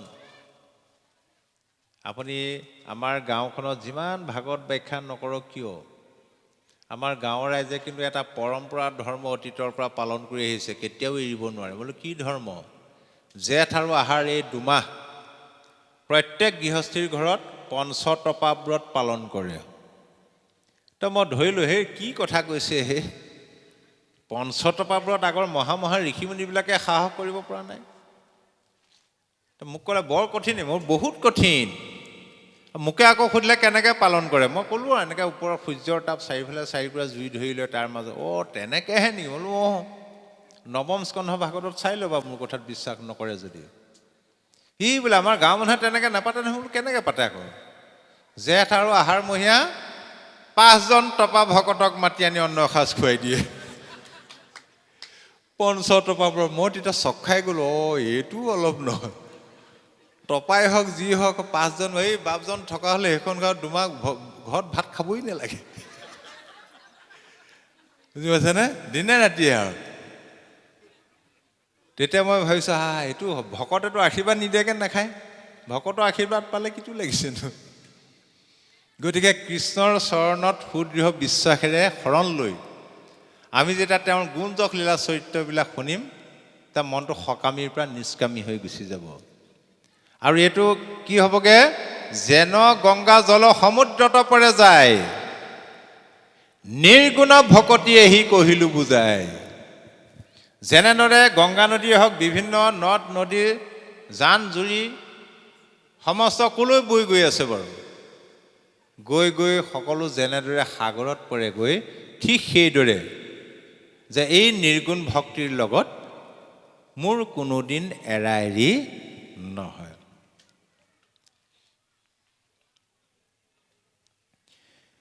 এৰাম হালৈক্য সামীপ মূৰ, সাৰৈপ আৱৰ, সাজুৰ্য সহিতে মুখ্য পাঞ্চৰুচি কৰ, মূৰ সেৱা বিনে আক কদাপি বৈষ্ণৱে, মই যাচি দেও যদি তথাপি নলৱে।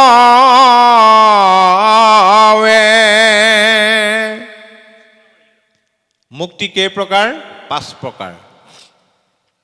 সালোক্য, সামীপ্য, সাৰূপ্য, সাজুৰ্য, লীন বা নিৰ্বাণ। সালোক্য মানে স্বলোক, ভগৱন্তৰ লগত একে লোকতে থাকিবলৈ পোৱাটো হ'ল সালোক্য। সামীপ্য মানে হ'ল ভগৱন্তৰ নিচেই কাষত থাকিবলৈ পোৱা। সাৰূপ্য মানে হ'ল ভগৱন্তৰ সমান ৰূপ ঐশ্বৰ্য লাভ কৰা। সাজুৰ্য মানে হ'ল ঈশ্বৰৰ সমান যোগ্যতা অৰ্জন কৰিব পৰা। লীন বা নিৰ্বাণ মানে হ'ল মিলি যোৱা। সেই আমাৰ তাত এইবিলাক গাখীৰৰ ঠিকাদাৰ বুলি কয় নে কজোৱা বুলি কয়? গাখীৰ বেচাবিলাকক খজুৱা। চাপৰিৰ পৰা গাখীৰ নিয়ে, ম'হৰ গাখীৰ।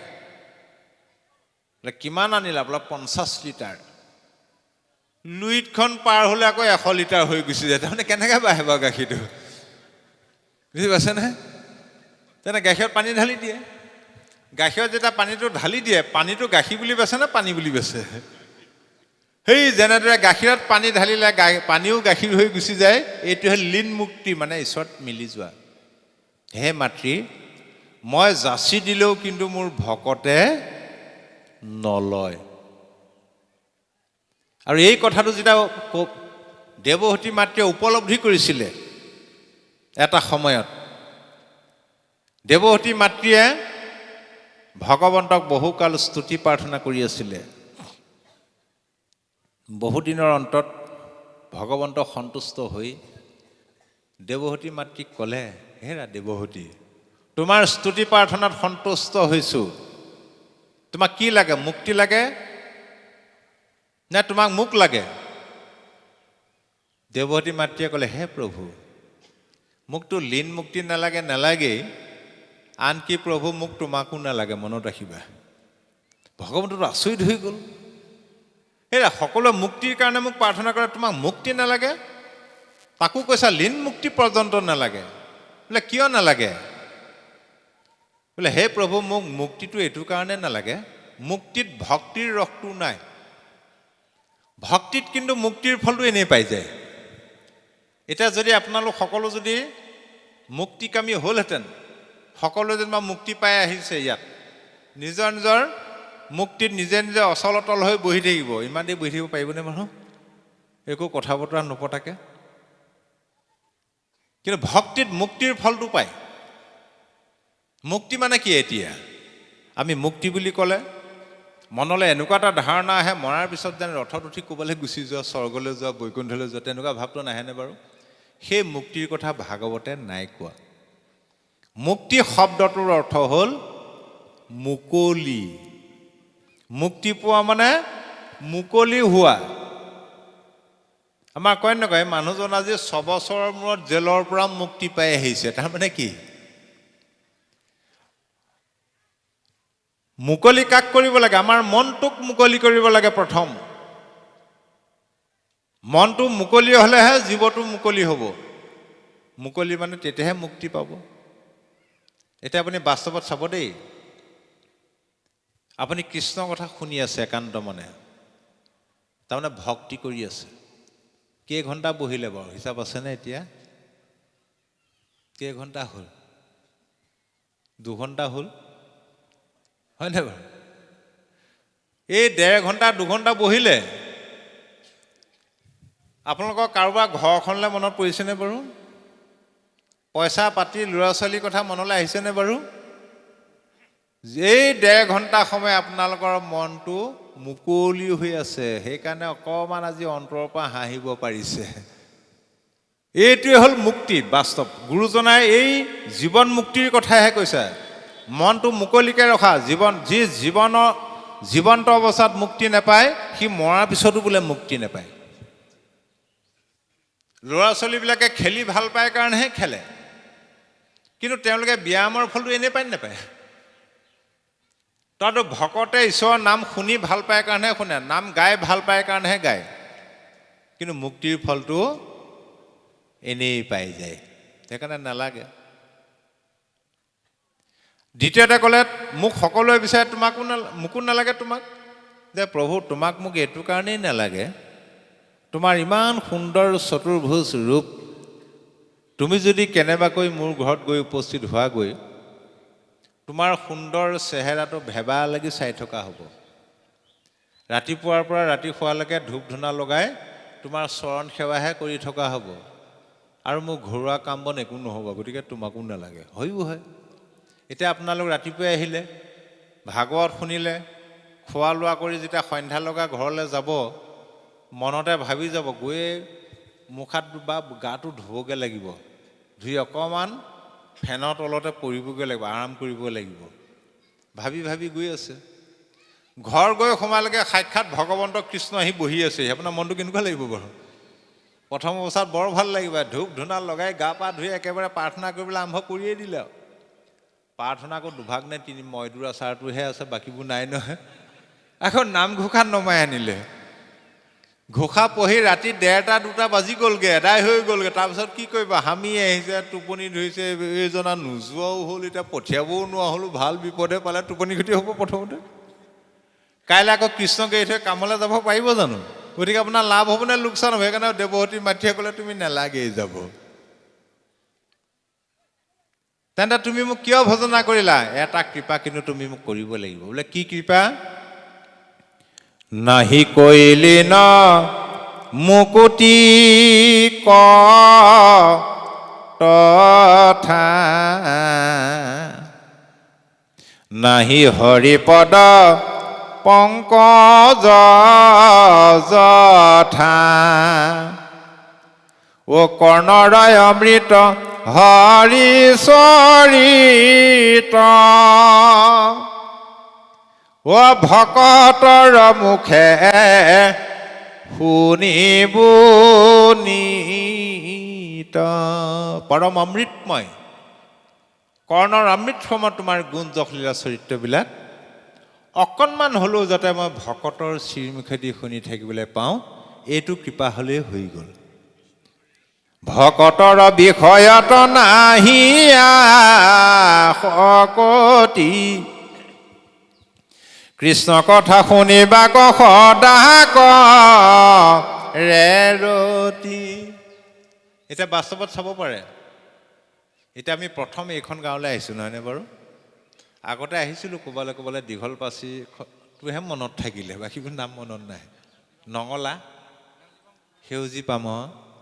এতিয়া প্ৰথম অহাৰ কাৰণে গেটৰ পৰা আদৰি সাদৰি আনিছে ভকত হিচাপে, নহয়নে বাৰু? এমাহমান থাকোঁচোন বাৰু, দেখিলেও নেদেখা বাৰু। এই এজনে আহিলে কামেহে ক্ষতি হ'ব এতিয়া, হয়নে বাৰু? তেনেকুৱা ভাৱ আহিব, এইটো হয়। সেইকাৰণে কৃষ্ণৰ ওচৰৰ পৰা যেতিয়া গোপীসকল ঘৰলৈ উভতি আহিবলৈ ইচ্ছা কৰা নাছিল, কৃষ্ণই কৈছিলে তোমালোক যদি মোৰ লগত একেৰাহে থাকি যোৱা, দেখনতে শুনন্তে হেলা হুৱে মতি, বিদুৰৰে পৰা কৰিবা ভকতি, মোৰ প্ৰতিও অৱহেলা ভাৱ গুচি আহিব। গতিকে যেতিয়া ভক্তিৰ ৰসটো পাই যাব, তেতিয়া আপোনাৰ ঈশ্বৰক একো বিচাৰিবলগীয়া নাথাকে। ঈশ্বৰে যি কৰে আৰু ভালেই কৰায়, ঈশ্বৰে যি কৰায় ভালেই কৰায়, এই ভাৱটো আনিব লাগিব। তাকে কৈছে আত্মসন্তুষ্টি। বুঢ়া এটাই পিতেক এটাই আছিলে, তেওঁলোকৰ সম্পত্তি বুলিবলৈ অকল ঘোঁৰা এজনীহে আছিলে। সেই ঘোঁৰাজনী, আগতে চাইকেল গাড়ী মটৰ নাই নহয়, ঘোঁৰাতহে উঠি ঘূৰি ফুৰে। সেই ঘোঁৰাজনীকে লগত লৈ পিতেকে বজাৰ সমাৰ কৰি দুবেলা দুসাঁজ বুঢ়াটোক পুহি আছিলে, দেউতাকক। এদিন বজাৰত ঘোঁৰাজনী বান্ধি থৈ দিওঁতে বান্ধ মুকলি হৈ কেনিবা গুচি গ'ল। দিনৰ দিনটো বিচাৰি বিচাৰি নাপালে। সন্ধ্যা লগা কান্দি কাটি আহি দেউতাকক ক'লে, আগতে আকৌ দেউতাকক পিতাই বুলিহে মাতে। অ' পিতাই, বোলে কি হ'ল অ' বোপাই? অ' ডাঙৰ ঘটনা হ'ল। কি হ'ল? ঘোঁৰাজনী বজাৰত বান্ধি থৈ দিওঁতে বান্ধ মুকলি হৈ গুচি গ'ল, গোটেই দিনৰ দিনটো বিচাৰি নাপালোঁ। এইবুলি হুক হুকে কান্দিছে আৰু, কাইলৈ পৰা কেনেকৈ বজাৰ কৰিম, কি খাম। বাপেকে মিচিককৈ হাঁহিটো মাৰি কৈছে, বোপাই অকণো দুখ নকৰিবি, নেকান্দিবি, বোলে ঈশ্বৰে যি কৰায় ভালৰ কাৰণেহে কৰায়। পিতেকৰ টিঙিচকৈ খং উঠি গ'ল, ঘোঁৰাজনী জহতে দুবেলা দুসাঁজ খাই আছোঁ, হেৰাইছে, তই আকৌ ভালহে পাব লাগে নেকি ঈশ্বৰে ভাল কৰে? বোলে নহয় অ' বোপাই, ধৈৰ্য ধৰ। আছে আৰু পিতেকে বাপেকক নমতাই হ'ল আৰু, ঈশ্বৰে যি কৰে ভাল হৈছে বুলি ক'লে। 3 দিনমানৰ পিছত দেখিলে ঘোঁৰাজনীৰ লগত ঘোঁৰা এটাও গুচি আহিলে। বাপেকে কৈছে, মই কৈছিলোঁ নহয় ঈশ্বৰে যি কৰায় ভালে কৰায়, ঘোঁৰাজনী নেহেৰুৱা হ'লে ঘোঁৰাটো নেপালোহেঁতেন, কাইলৈ পৰা ময়ো বজাৰলৈ যাব পৰা হৈ গ'ল। এতিয়া ভাল লাভ হ'ল নে লোকচান হ'ল? সেইদিনা আইগৰাকীয়ে কান্দি কাটি ক'লে, বাপু এই ভাগত আপুনিয়ে ক'লে, য'ত ভাগত পাত চলি থাকে বৈকুণ্ঠতো চেণ্ডেল হেৰাই নে? ইমান ধুনীয়া চেণ্ডেল এযোৰ আনিছিলোঁ, এসপ্তাহ হোৱাই নাই, কোনোবাই লৈ গুচি গ'ল। মই বোলো আপোনাৰ ভালহে হ'ল, লাভহে হ'ল। বোলে কেনেকৈ? মই বোলো ৰ'ব, এই বুলি মই একো নামাতিলোঁ, গুচি গ'লোঁ। এসপ্তাহমানৰ পিছত আহি পেলাই আইগৰাকীক সুধিলোঁ, চেণ্ডেল পালে? নাপালোঁ। বাপজনে আকৌ বেলেগ এযোৰ আনিলে। আপোনাৰ লাভ হ'ল নে লোকচান হ'ল? বুজি পাইছেনে? তাৰপিছত এদিন বাপেকে পিতেকক ক'লে, বোপাই তই খৰি এচলাও নাই, তই আজি বজাৰলৈ যাব নালাগে, তই খৰি অলপ কাটিব লাগে। সি কি কৰিলে, ৰাতিপুৱাই ওলাই গ'ল আৰু দা এখন লৈ, গছ এজোপা গছৰ ডাল দলি আছে, কিবা স্বৰূপত পিছল খাই শুই পৰিলে নহয় গছৰ পৰা, হাতটো দুটুকুৰাকৈ ভাগিলে। যেনে তেনে কান্দি কাটি চিঞৰি চিঞৰি কেকাই কুঠাই ওলালেহি আৰু। পিতাইও বৰ ডাঙৰ ঘটনা হ'ল। কি হ'ল? বোলে গছৰ পৰা পৰিলোঁ। অঁ, দুখ পালি নেকি? হাতটো বোলে দুটুকুৰাকৈ ভাগিলে। বোপাইও নেকান্দিবি, ঈশ্বৰে যি কৰে ভালৰ কাৰণেই কৰে। পিতেকৰ টিঙিচকৈ খং উঠিছে, মোক হাত ভাগি গৈছে, তই আকৌ ঈশ্বৰে যি কৰে ভাল, তই ভাল পাইছ? নহয় অ', মই ঔষধ জানো নহয়, গছপাত কিবা কিবি লতা চটা খুন্দি বান্ধিলে আৰু। এসপ্তাহমানৰ পিছত কি হ'ল, সেই গাঁওখনত যিমানবিলাক ডেকা ল'ৰা আছিলে, ৰজাৰ সৈন্য আহি গোটেই সোপা ধৰি লৈ গৈছে। আপোনাৰ যুদ্ধ চলি আছে, সৈন্য কমিলে, গোটেই সোপা নিলে। ইয়াকো লৈ গৈছে, কেকাই কুঠাই যোৱা দেখি বাটতে পেলাই থৈ গুচি গ'লে। এইডালেনো কি যুদ্ধ কৰিব। তাৰ 2 দিনৰ পিছত খবৰ আহিলে, গাঁওখনৰ ল'ৰা যিমান যুদ্ধলৈ গ'ল গোটেই সোপা মৰিলে। পিতেকে যেতিয়া শুনিলে, পিতাইও তই ঠিকেই ক, মইহে নুবুজো, ঈশ্বৰে যি কৰে ভালেই কৰে। মোৰ যদি হাতটো নেভাগিলেহেঁতেন, যুদ্ধলৈ গ'লোহেঁতেন, যুদ্ধলৈ যোৱা হ'লে একেবাৰে মৰিলোহেঁতেন, একেবাৰে মৰাতকৈ হাত ভাগি পৰি থকাই ভাল। ঈশ্বৰে যি কৰায় ভালে কৰে। এইটো হ'ল আত্মসন্তুষ্টি। এইটোত আনন্দ আছে, প্ৰেম আছে। তাৰপিছত কৈছে, হে মাতৃ, মোৰ সেৱাৰ বিনে মই যিমান যাচি দিলেও মুক্তি ভকতে কামনা নকৰে। আৰু যদি তুমি মোক প্ৰশ্ন কৰা কিয় ভকতে মুক্তি নিবিচাৰে, তাৰ উত্তৰত কওঁ শুনা। যদি বোলা তেবে তাৰা ভজে কি কাৰণ, ইহাৰ উত্তৰতে বে শুনায়ে কমন। ভকতিহে মাতা তা সম্বাৰ হাফল, তান্ত বিনে আন সবে দেখে কুশল। ইয়াৰ উত্তৰ শুনা, যে মোৰ ভক্তৰ কাৰণে ভক্তি হ'ল মাতৃস্বৰূপ। ভক্তি মাতৃৰ বাদে বাকীবিলাক অকুশল দেখে। প্ৰকৃততে নাৰদে কংসক কৈছিলে, হেৰৌ কংস, যাক তই আপোন বুলি ভাবিছ সকলোবিলাক তোৰ শত্ৰু। হয়ো হয়, পুতনা, অঘাসুৰ, বকাসুৰ, ধেনুকাসুৰ, প্ৰলম্বাসুৰে মহাৰাজ আমি আছোঁ, ভয় নকৰিব, ভয় নকৰিব বুলি আধা বয়সনে মাৰি পেলোৱা নাই জানো কংসক। গতিকে আমি যাক আপোন বুলি ভাবিছোঁ সকলোবিলাক প্ৰকৃততে আধ্যাত্মিক দৃষ্টিত শুনিবলৈ বেয়া, কিন্তু শত্ৰুহে। যাৰ কাৰণে আপুনি কষ্ট পাইছে, মনো কষ্ট পাইছে, বেদনা পাইছে, সিয়ে হ'ল আপোনাৰ শত্ৰু। সেইকাৰণে ভাগৱতে আমাক 4টা কথা প্ৰমাণ কৰিবলৈ কৈছে, যাক আমি আপোন বুলি ভাবোঁ। আমাৰ আটাইতকৈ আপোন কোন বাৰু ভাবক। সৰু ল'ৰা এটা এতিয়া আপুনি মাতি সোধকচোন, বোপাইও তোমাৰ আটাইতকৈ আপোন বা মৰমৰ কোননো? সৰু ল'ৰাটোৱে কি বুলি ক'ব? মোৰ আটাইতকৈ মৰমৰ মা। তাৰপিছত দেউতাকৰ কথা ক'ব। তাৰমানে ল'ৰাবিলাকে মাকক ভাল পায় কেলে? বাপেকে গম নোপোৱাকৈ মনে মনে পইচা দিয়ে যে স্কুল যাব সময়ত। একেটা ল'ৰাই যেতিয়া ডেকা হৈ বিয়া পাতিলে, বিয়া পতা এমাহমানৰ পিছত সুধিবচোন, বোপাই তোমাৰ আটাইতকৈ মৰমৰ কোন? তেওঁ। মাক বুলি ক'ব জানো? একেটা ল'ৰা এটা জন্ম হ'ল, তেতিয়া সুধিবচোন তোমাৰ আটাইতকৈ মৰমৰ কোন? তেতিয়া ল'ৰাটো বুলিহে ক'ব। সেই সন্তানক আজিকালি পঢ়ুৱাবলৈ কিমান টকা খৰচ হয়? লাখ লাখ টকা লাগে। দুখীয়া মানুহৰ কাৰণে ল'ৰা ছোৱালী পঢ়ুৱাবই নোৱাৰে, সমস্যা হৈ গ'ল। মাটি বাৰী বেছি পঢ়ুৱাই, ডাঙৰ চাকৰিও দিলে। সেই মৰমৰ পুত্ৰক চিনি লোৱা, তোমাৰ আপোন হয়নে নহয়? আকৌ আমাৰ আপোন কোন? ককাই ভাই, বংশ পৰিয়ালহে আমাৰ আপোন। ককাই ভাইৰ বেমাৰ হ'লে মাটি বন্ধকত দিও সহায় কৰিম, কিন্তু গাঁৱৰে একে ল'ৰা একে সমবয়সীয়া বেমাৰ হ'লে পইচা বিচাৰিলে কি বুলি ক'ম? নাই অ', একেবাৰে নাই। হয়নে বাৰু? তাৰমানে আমাৰ আপোন ককাই ভাই। ককাই ভাইকো চিনি লোৱা। আকৌ ভাৰ্যাকো চিনি লোৱা, ঈশ্বৰক চিনি লোৱা। কাক কেতিয়া প্ৰমাণ কৰিবা? অ পুত্ৰক চিনিবা বিবাহৰ পাছত, ভাতৃক চিনিবা সম্পত্তি ভাগত। অ ভাৰ্যাক চিনিবা বৃদ্ধ কালত, ঈশ্বৰক চিনিবা সংকট কালত। ল'ৰাটো ভাল ভাল বুলি জমাৰি নুফুৰিবা। মাটি বাৰী বেছি পঢ়ুৱালা, ডাঙৰ চাকৰিও দিয়ালা, বিয়াও পাতিলা। বিয়া পতাৰ এবছৰ পিছতহে প্ৰমাণ পাবা লগত ৰাখেনে বৃদ্ধ আশ্ৰমত থৈ আহেগৈ। ককাই ভাই চিনি পাবা কেতিয়া? সম্পত্তি ভাগত। যিদিনা মাটি বাৰী সা সম্পত্তি ভাগ কৰিবা, সেইদিনাহে প্ৰমাণ পাবা ধনী ককায়েকে দুখীয়া ভায়েকৰ কাৰণে কেইনল মাটি এৰি দিছে। ভাইজাক চিনিবা বৃদ্ধ কালত। হয় আপুনি এতিয়া ডেকা হৈ আছে, আইগৰাকীয়ে যিটোকে বিচাৰে সেইটোকে একেবাৰে ধাৰ ঋণ কৰি হ'লেও যোগান দিয়ে আছে, আৰু যিটোকে বিচাৰে সেইটোকে। এতিয়া আপোনাক ৰামচন্দ্ৰৰ দৰে ব্যৱহাৰ কৰিব। যেতিয়া বৃদ্ধ অৱস্থা হ'ব, বিচনাতে মলমূত্ৰ যাব, তেতিয়া কি বুলি শুনিব আপুনি? মনে মনে ভূ ভুৱাই থাকিব, এই বুঢ়াডাল এডাল নমৰা হ'ল, নেমেলা হ'ল, ভাল বিপদে পালে। আজিকালি বুঢ়া হ'বলৈ নাপায়, ডেকা কালতে দেখিছোঁ নহয়। ল'ৰাটোৱে প্ৰথম ছোৱালীজনী যেতিয়া চাবলৈ যাব, ছোৱালীজনীয়ে প্ৰথমতে আপুনি আপুনি বুলি মাতে, নহয়নে বাৰু? জানো চা অকণমান বেয়া পালে বিয়া নাপাতিব। যেন তেনে ফুচলাই মেলি বিয়া হৈ আহিল আৰু। ছমাহ পাৰ হোৱাই নাই, তুমিলে গ'লেই। এবছৰ হোৱাই নাই বোলে তৰ্কাতৰ্কি লাগি তই বুলি উভতি ধৰিলে ডেকা কালতে। আৰু বৃদ্ধ অৱস্থা হ'লে কি হ'ব ভাবকচোন বাৰু। আৰু স্বামীও তদ্ৰূপ।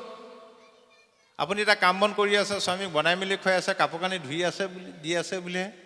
যেতিয়া বৃদ্ধ অৱস্থা হ'ব তেতিয়াহে ক'ব বুঢ়ীজনী এদিন বা শান্তি নাইকিয়া হ'ল, নামলৈও যাব নোৱাৰা হ'ল।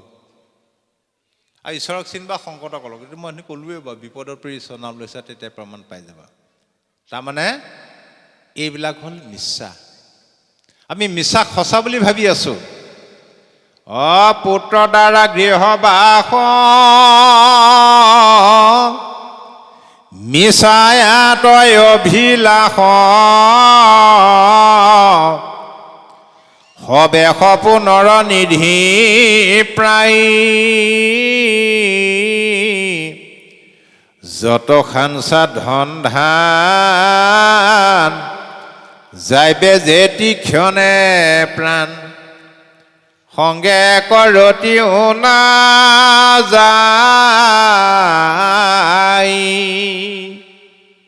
এইবিলাক সকলো মিছা সপোনৰ নিধি বুলি কৈছে পুত্ৰ ভাইজা ধন জন মাটি বাৰী যিমান ঘটিলেও এক ৰতিও তুমি লগত লৈ যাব নোৱাৰা গতিকে ভকতে এইটো উপলব্ধি কৰে জানে ভক্তি মাতৃৰ বাদে বাকীবিলাক সকলো মিছা তাৰপিছত কৈছে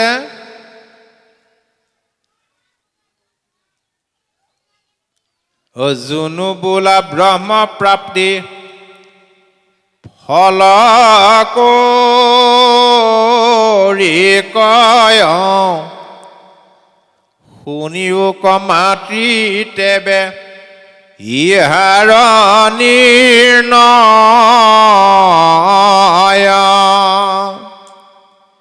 এৰা মুক্তি পুনু ভকতিৰ প্ৰাসংগিক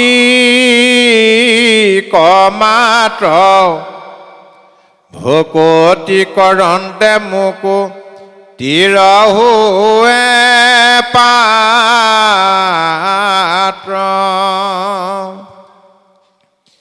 ভকতিৰ আগে মাৱ মুখ্য নহয় ভকতিয়ে মোক ইয়াতি অধীন কৰ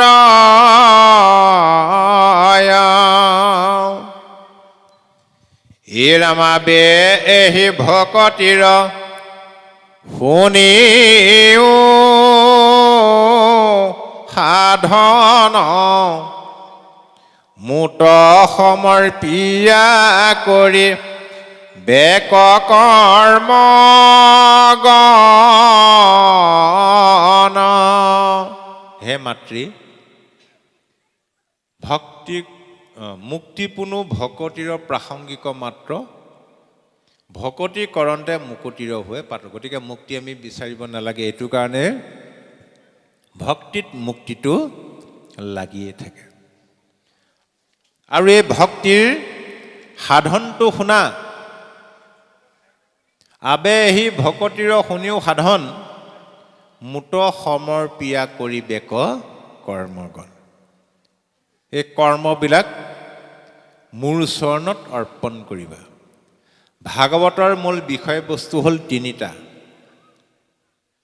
সেই তিনিটা বিষয়বস্তুৰ ভিতৰত প্ৰথম বিষয়বস্তুটো হ'ল অৰ্পণ আমি সমস্ত ভগৱন্তৰ চৰণত অৰ্পণ কৰিব লাগে এইটো কাৰণে যে আমাৰ নিজস্ব বুলিবলৈ একোৱেই নাই আছেনে বাৰু কি আছে ভাবকচোন নিজৰ ভেটিটোও মোৰ হয় জানো আপোনাক সুধিলোঁ হেৰি আপুনি যিটো ঘৰৰ ভেটিত আছে সেই ঘৰৰ ভেটিটো এতিয়া কাৰ বোলে মোৰে তাৰ আগত কাৰ আছিলে বোলে দেউতাৰ আছিলে তাৰ আগত কাৰ আছিলে বোলে ককাৰ আছিলে তাৰ আগত কাৰ আছিলে বোলে আজু ককাৰ আছিলে তাৰ আগত কাৰ আছিলে গৈ থাকক গৈ গৈ গৈ গৈ শেহত এটাই উত্তৰ ওলাবগৈ সকলো বোলে ঈশ্বৰৰ মাটিহে আমাৰ নাই তেতিয়াহ'লে লোকে মোৰ মাটি অকণমান যেনিবা ঠেলিলে কি দৰকাৰ কাজিয়া কৰিবলৈ বাৰু মোৰ মাটি ঠেলিছে জানো নাই আই এগৰাকী মানে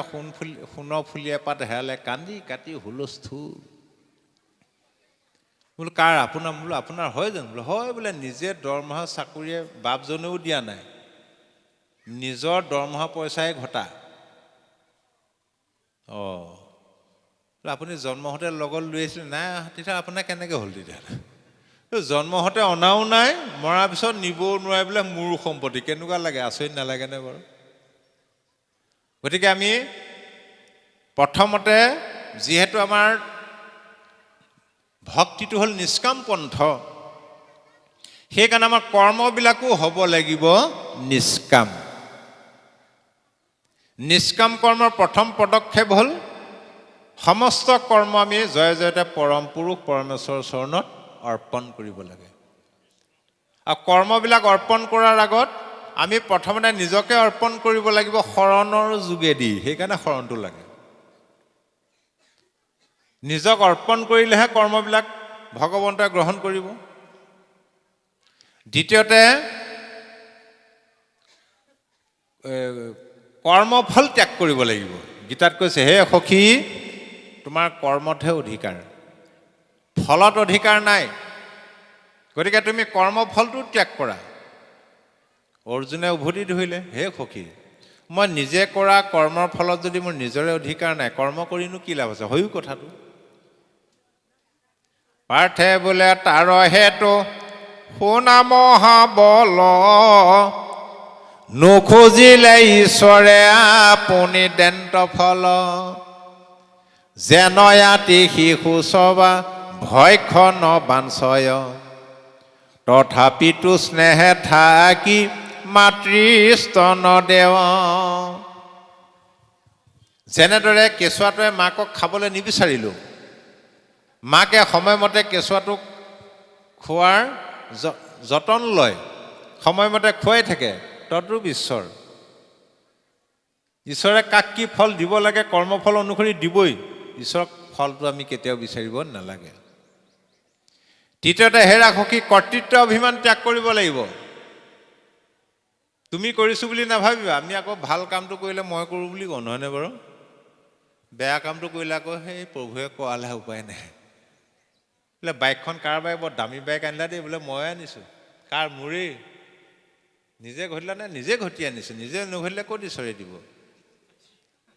সেই নাজিৰা টাউনত গৈ বাইক এক্সিডেণ্ট হৈ দুটুকুৰা হ'ল, মানুহটো যেন তেনে বাচিলে। কিবা কথা এটা শুনিছিলোঁ, কি ক'বহে, ঈশ্বৰে কৰালে। তাৰমানে ভাল কামটো মই কৰোঁ, বেয়াটো ঈশ্বৰে কৰে। সেইটো কৰ্তৃত্ব অভিমান। কিয়নো মই সমস্ত জীৱৰ হৃদয়ত স্থিতি হৈ প্ৰকৃতি বা স্বভাৱৰ দ্বাৰা মই কৰ্মবিলাক কৰাই আছোঁ।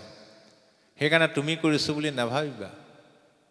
এতিয়া অৰ্জুনে ধৰিলে উভতি, হে সখী, তুমিয়ে যদি জীৱৰ হৃদয়ত থাকে, তুমিয়ে যদি কৰ্মবিলাক কৰাই আছা, তেনে বেয়া কাম কৰিলে তুমিয়ে দায়ী, তুমিহে কৰাই আছা।